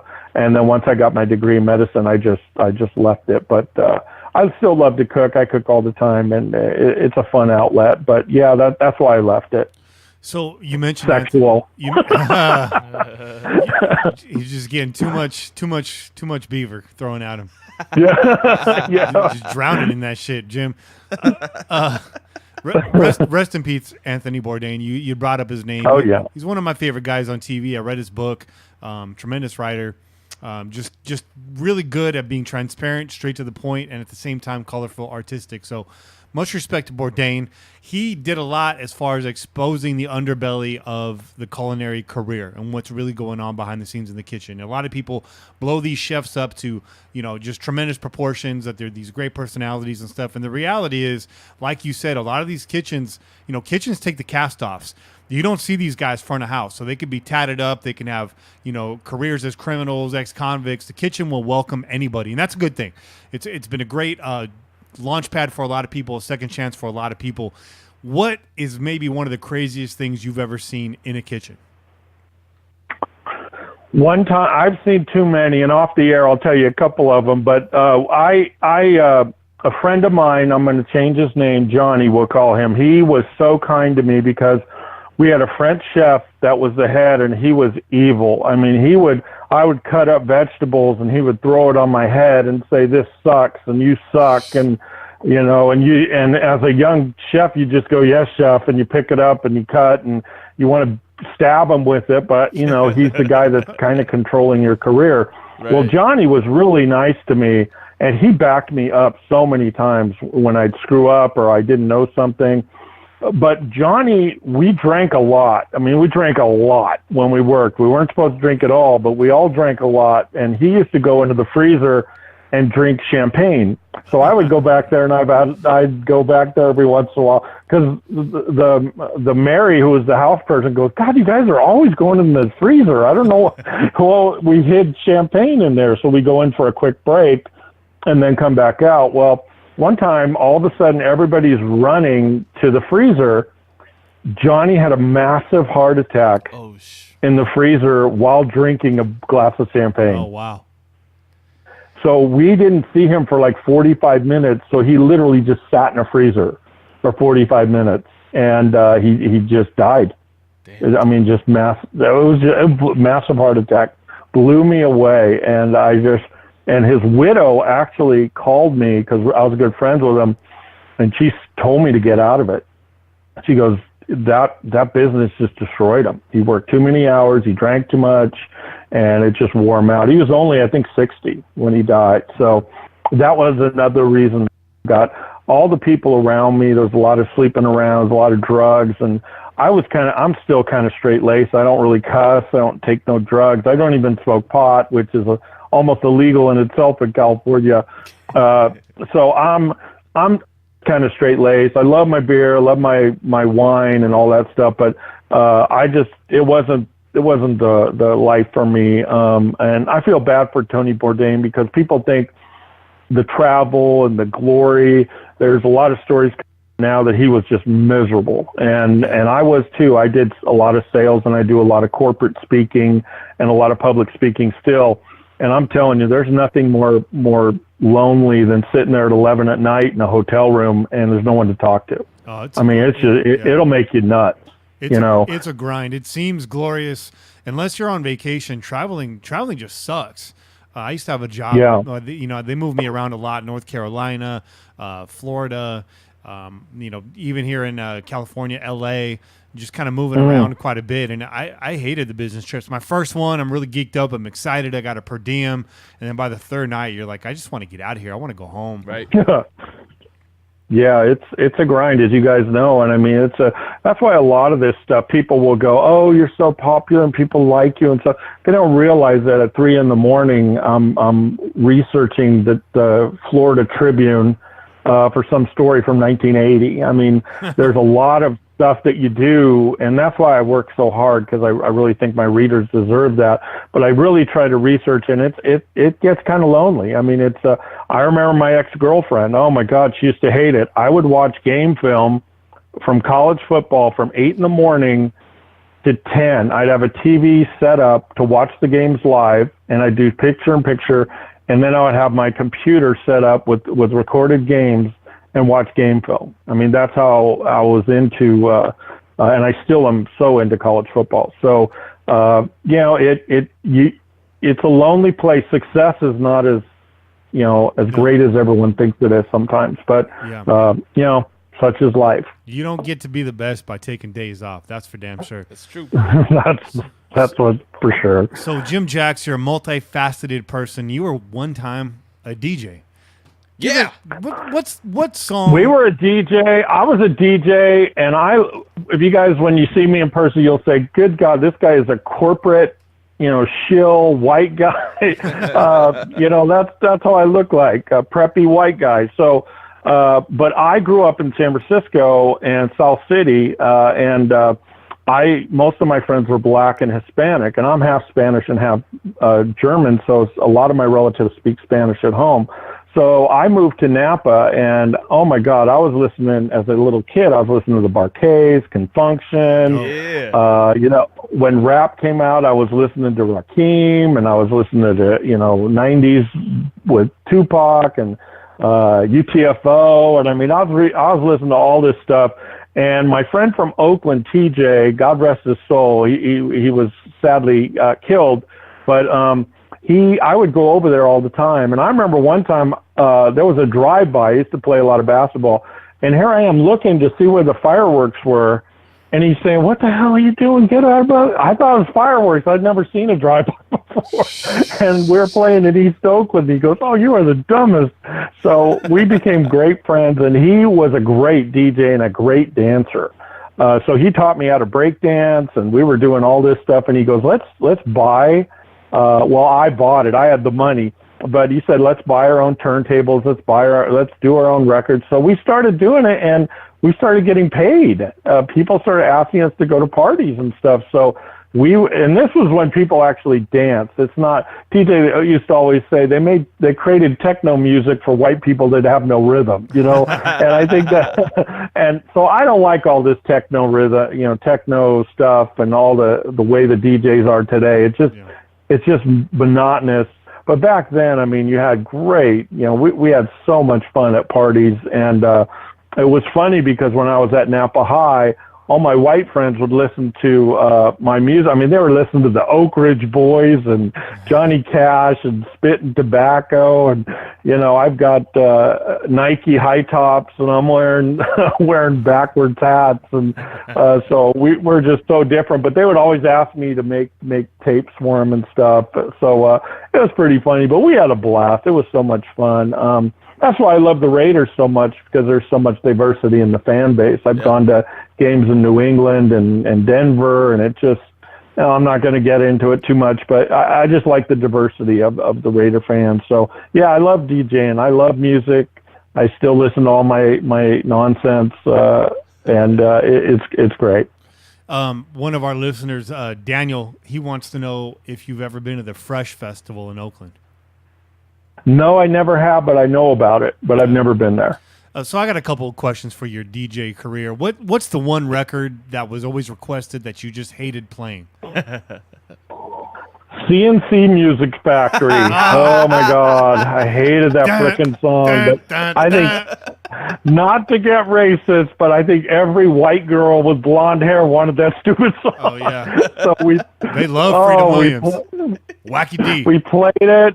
I'm half white, so I could say this, but it was, after the 100th time, it was, and then also "I'm Gonna Knock You Out" by LL Cool J. It was all the radio stuff where we're playing, if I could say it, "Bitch Better Have My Money" by, AMG. We're playing hardcore stuff. Rakim. We're playing,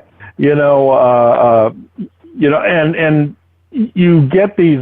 I remember one time we were at a party in East Oakland, and some girl came up to me and asked for Depeche Mode. And I told her, I said, "If I play Depeche Mode in this crowd, I'm getting killed. I'm never playing Depeche Mode." So yeah, you get these crazy things, but it was fun because we created our own music, we created our own riffs, we created our own beats.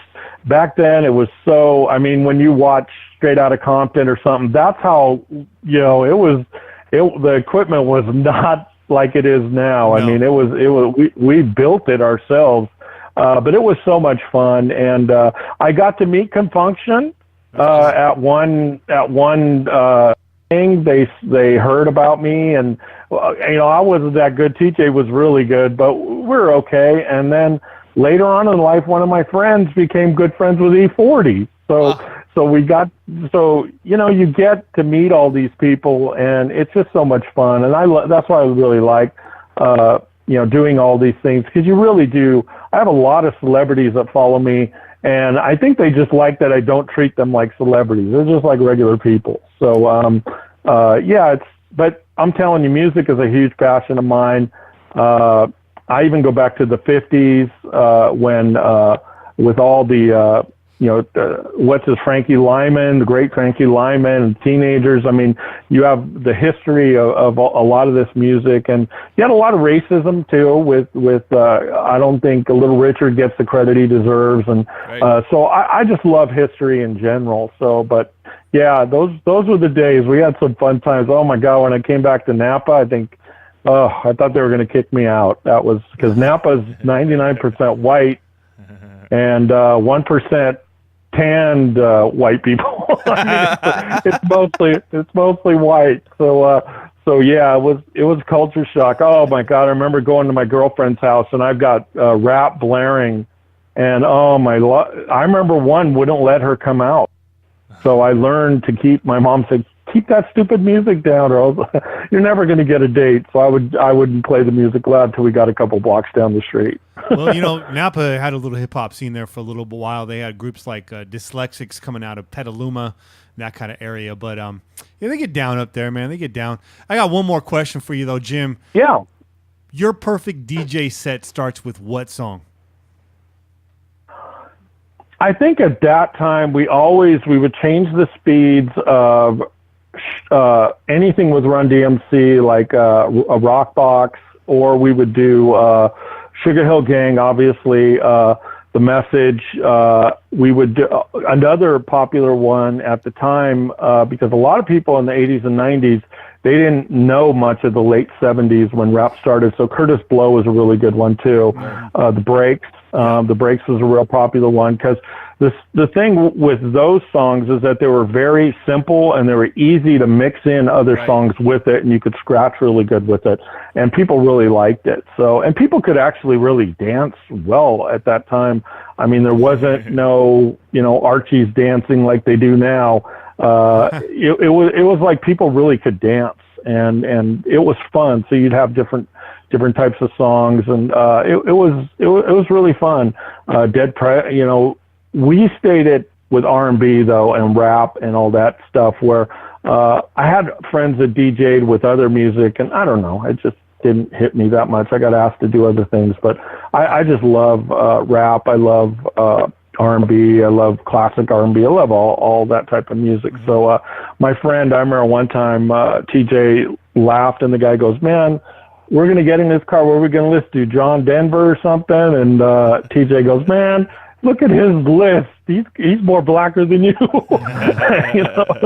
So I think that those were the songs that Curtis Blow was a really good one. Another really underrated band that was great for DJing was Houdini, because all their songs were up. I mean, Funky Beat, Freaks Come Out at Night. I mean, they had some great songs that were easily you could transfer other music into it, and other beats and other speeds. It was really good. And obviously, NWA, Tupac. I'm a huge Tupac guy, so he's my favorite. So it was 80s and 90s were really cool to be able to be in that type of situation. Yeah, that was the golden era for sure. We do talk a lot of food on this show, but I'll get you that. I'll get on that the next time we bring you on. There you go. Sure. It's been a tremendous interview. Make sure you follow Jim Jacks on Twitter at Big Booty Guy. He's going to make you sweat till you bleed. Don't get me in trouble now. Thanks for making us sweat till we bled. That's a CNC reference. Some of you guys will know. Oh, yeah. But Jim, man, it's been great having you on. Let these guys know once again where they can find you on Twitter. On Twitter, it's Jim Jacks Media, and then also Jim Jacks Media on WordPress, and I'll make sure to put it on your site. And anybody need any help, they're struggling a little bit with their site, or they're struggling with their writing, I always answer DMs. I may be a little bit late, but excuse me, I'll help out anybody that needs the extra thing. Not that I could help that much, but anybody needs a shout out or something like that, I'm always open to it. Awesome. Fantastic, man. Thanks for coming on the air, and I'll see you on All the right. line. All right, man. Thank you. All Tim. right. Take care, man. You bet. Bye-bye. Bye-bye. Bye. Just a big brain on Jim. Man, that was fire, man. Is there anything It's Jim fire. hasn't done? It doesn't sound like it, right? Sounds like Jim's been there, done that, man. Everything. With all due respect, though, I'm a little bit nervous. Seems like a lot of people he comes into contact with end up dead. Oh, And I'm just, we got the blinds closed. There's Yeah. no drive-by. there's no drive-bys here, man. Yeah. Hopefully. So with all due respect, I say that. Yeah, but, yeah. Jim's a dangerous guy, man. Dangerous side. Yeah. International man of mystery and action. You know. Yeah, that was good. That's a lot to digest. Hell yeah. I mean, we went everywhere with that. That was good. Yeah, you went everywhere with that. That's awesome. Should we give our listeners a break and a chance to digest all of that? Yeah, let them absorb All right. all that Jim Jacks info. So if you're watching live right now on YouTube, you're gonna hear some of those callers as we do that. And then for those of you listening back, just take a short break, listen to the phone calls. We'll come back, respond to those, and we'll get Raider Kane on the air. Yeah. Yes, sir. All right. Pillaging Podcast. We out, y'all. Peace.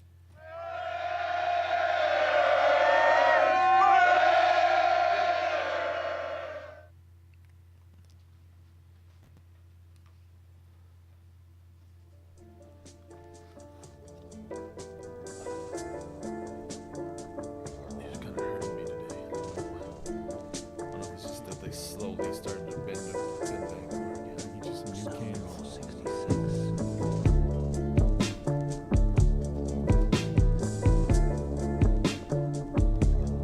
Ooh, man, that was good. That was good, man.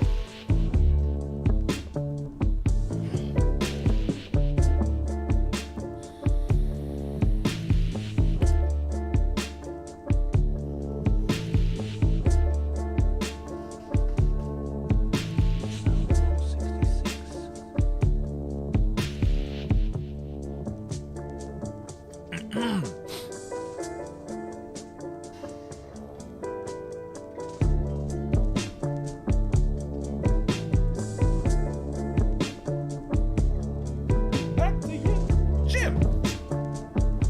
That's fucking the guys from like Showtime Boxing. The guy that comes on, he like does a breakdown and of the rules and shit like that. Oh really? There's no 3 knockdown rule. Blah blah blah blah blah. And he goes, back to you, Jim. Yeah. I almost hit him with that one.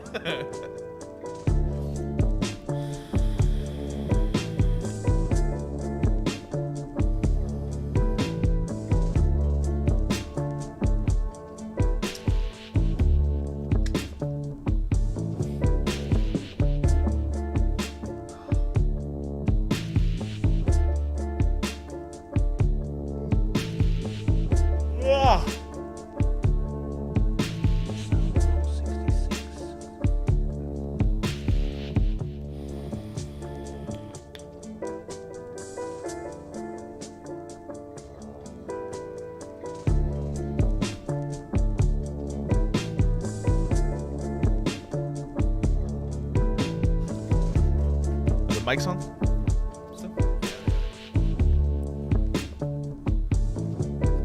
Real quick out there, YouTube. Thank you guys for hanging out with us still. I got a little question to throw out to you guys in the chat. Want to see if we can get some of the answers. Mortal Kombat, who's your character?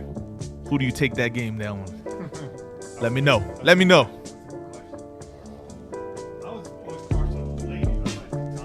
Of course you did. Of course you did. Of course you like the ladies, man.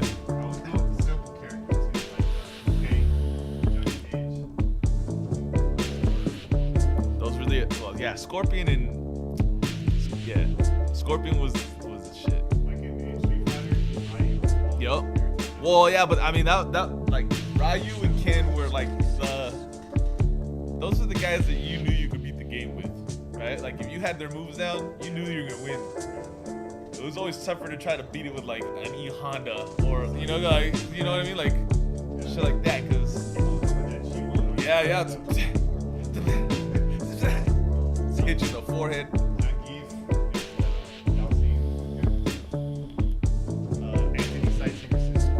Scorpion was the shit. Yeah. Sub-Zero 2 though, man. Sub-Zero was the shit too.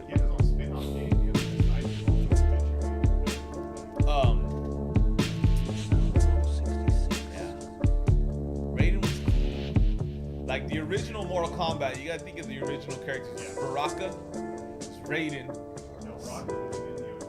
Yeah, it was. No, wait. Not. Well, I'm not thinking of. What am I thinking of? Not Baraka. It's Kano. There you go. Kano. Yeah, Kano.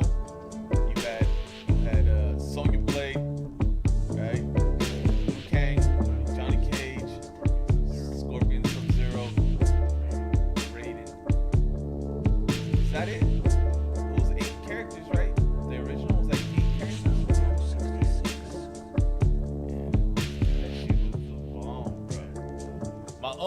My uncle, he Goldberg. Oh, he's hitting WWE characters.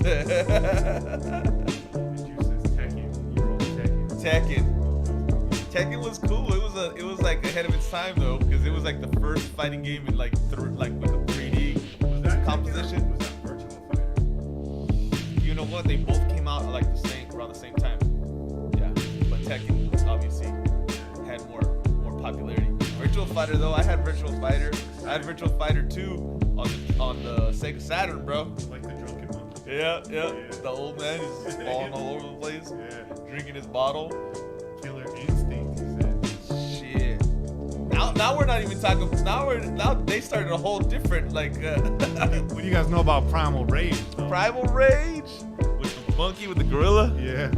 Shit. Yo, there was a bunch. See though, like so Street Fighter and Mortal Kombat like started the fighting game rage, right? Like after that, like you ended up having all these like fucking crazy fighting games. Yeah. I remember there was a game. What the hell was it called? And it was like it was just all these little characters. They were all just made up of like balls, like little fucking vector balls. Like yeah, and it was like a 3D but fighting game. But they all had like different body types, right? But that's all it was. Like there was no like features. It was weird shit like that. And I remember I read that shit for Genesis. Was not Street Fighter. It was Kung Fu Champ. That's right. Yeah, it was the karate point system, right? Yep. Yeah. That game right there. That game was tough, man. And then came ER Kung Fu, which was also dope. And then Street Fighter. Well, and then so you had Kung Fu Champ, but you also had Karate Champ. There was Karate Champ on Nintendo.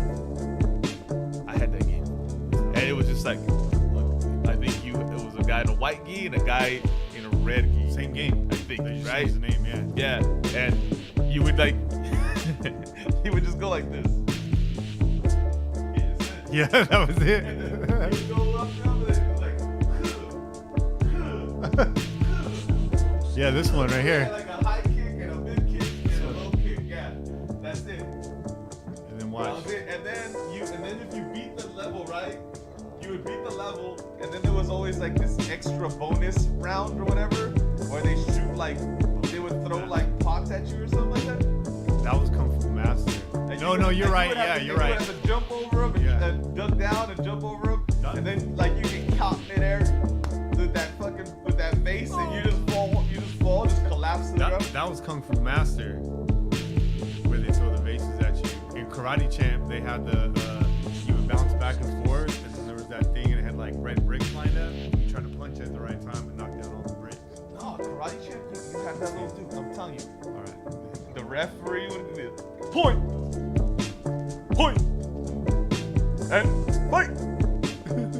Yeah. That's it, bro. Little girl would come out. Shit. That was my shit. Girl would come out and she love you. She might be let's go.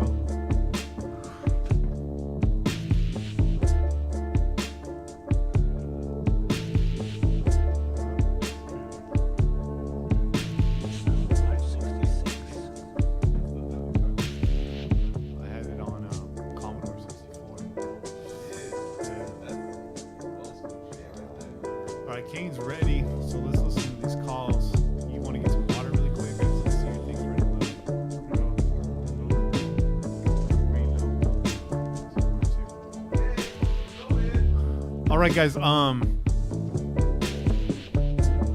You guys hang in there. Just listen to the beat. We're gonna be right back. We're gonna get some water, and we're actually gonna get the show rolling. Jaguar, yeah.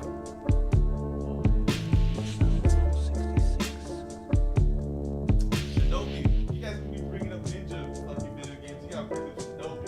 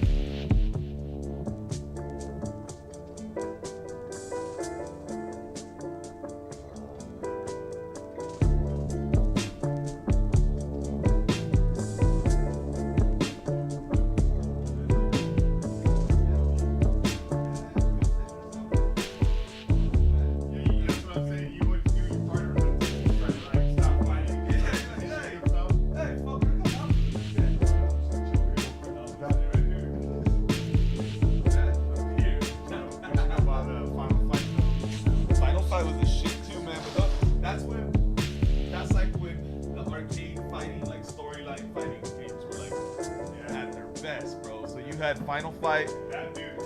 Bad dudes. Bad dudes. Streets of Rage. Yeah, man. Shit.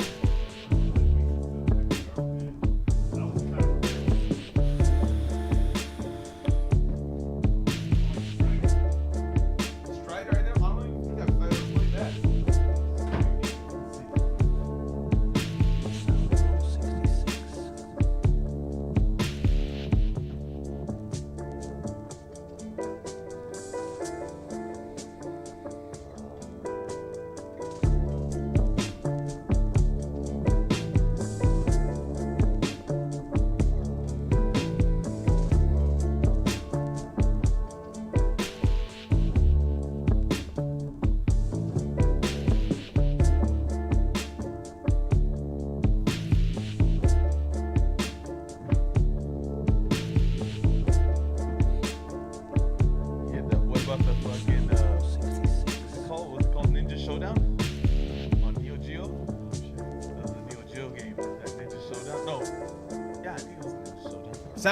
Samurai Showdown or some shit like that. I think it was Samurai Showdown. Yeah.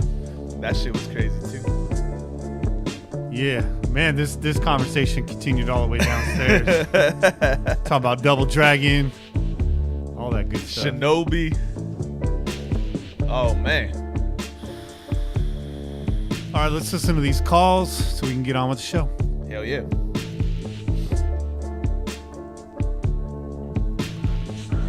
Good evening, Pillaging people. Kenny, Jay, and everyone out there. Thought your buddy JFB. Figured I'd step away from this quality Raider conversation in the comment section here and chime in. Sarcasm. When something's on your mind. And I got one for you. I got a great one. As we talk about in the blog comment section for years, going back, have a great thing we call the massively overrated to massively underrated list. Because what happens is, Raiders fans, unfortunately, sometimes will way overhype someone's potential.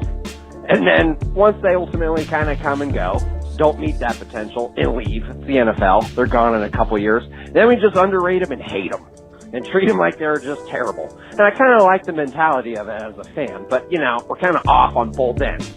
So we have a player on the team that's happening to him. We're going to build it up with previous examples of the overrated to underrated. I think Stefan Wisniewski was a great example. Thought he was going to be a Hall of Famer. Then he was a bum. He was just always average, just slightly above average. I think we did Andre Holmes a little dirty too.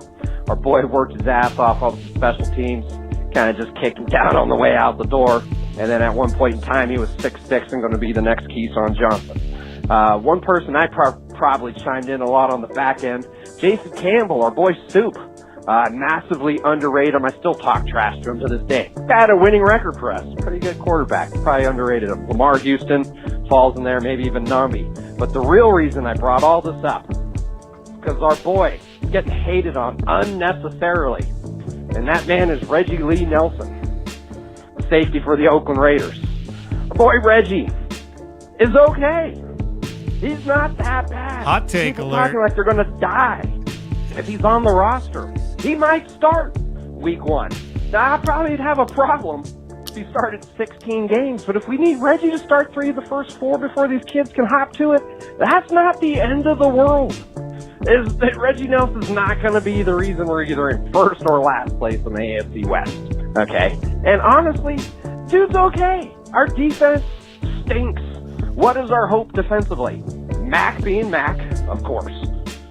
And maybe Bruce Irvin making a humble play, start causing a fumble. Definitely. Then what? A third down stop? When does that happen? Like half our third down stops are when Reggie Nelson pass interferes with someone and gets away with it because he's a 13-year vet. We all look around. Reggie's looking around like, hey, no flag. All right, 4th down. Yes. And he makes a play. He can at least catch as an interception here and there. So quit hating. We used to overrate Reggie Nelson. He's a Pro Bowler. Nah, he just got some lucky interceptions on a good team. Probably wasn't a Pro. Oh, man. Hot takes. JFB. I really want to hear the rest of that call. Kenny, Jay, it's the WAP. Man, that last episode was a good one.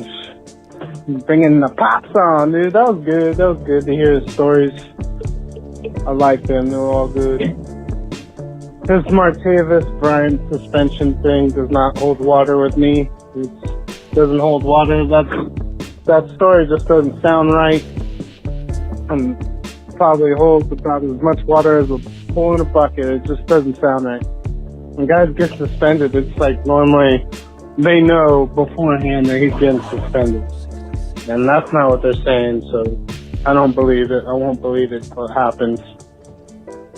Khalil Mack thing, you know, that is as a fan, you want him there and you have all these high expectations for him. But when you look at the reality of how long most of their careers are, they're not that long.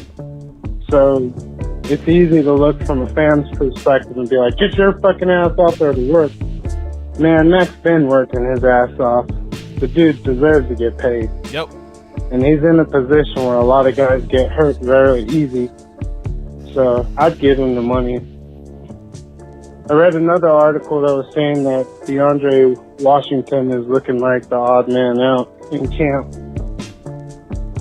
Kind of hurts me a little bit. I prefer to have him and Jalen Richard because that dude's hands are about as reliable as D-Rose knees. You just cannot trust him. They're horrible. And I just don't like watching him play sometimes. I mean, he had a great year in 2016. That last year was just oof. And it's just disgusting. I don't like it. But with that, not much going on. I will say, a little quick Raiders story. A long time ago, why I'm also a Gannon fan. I was in my younger days, young buck, at a game versus San Diego, and there with my dad.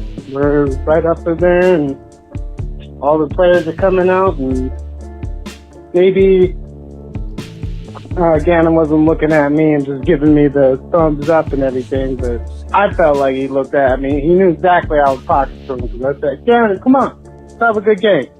Gave me the thumbs up. That's why Gannon's my favorite dude, and he'll always be my all-time Raider. All right, you guys, have a good one. Wapo's out.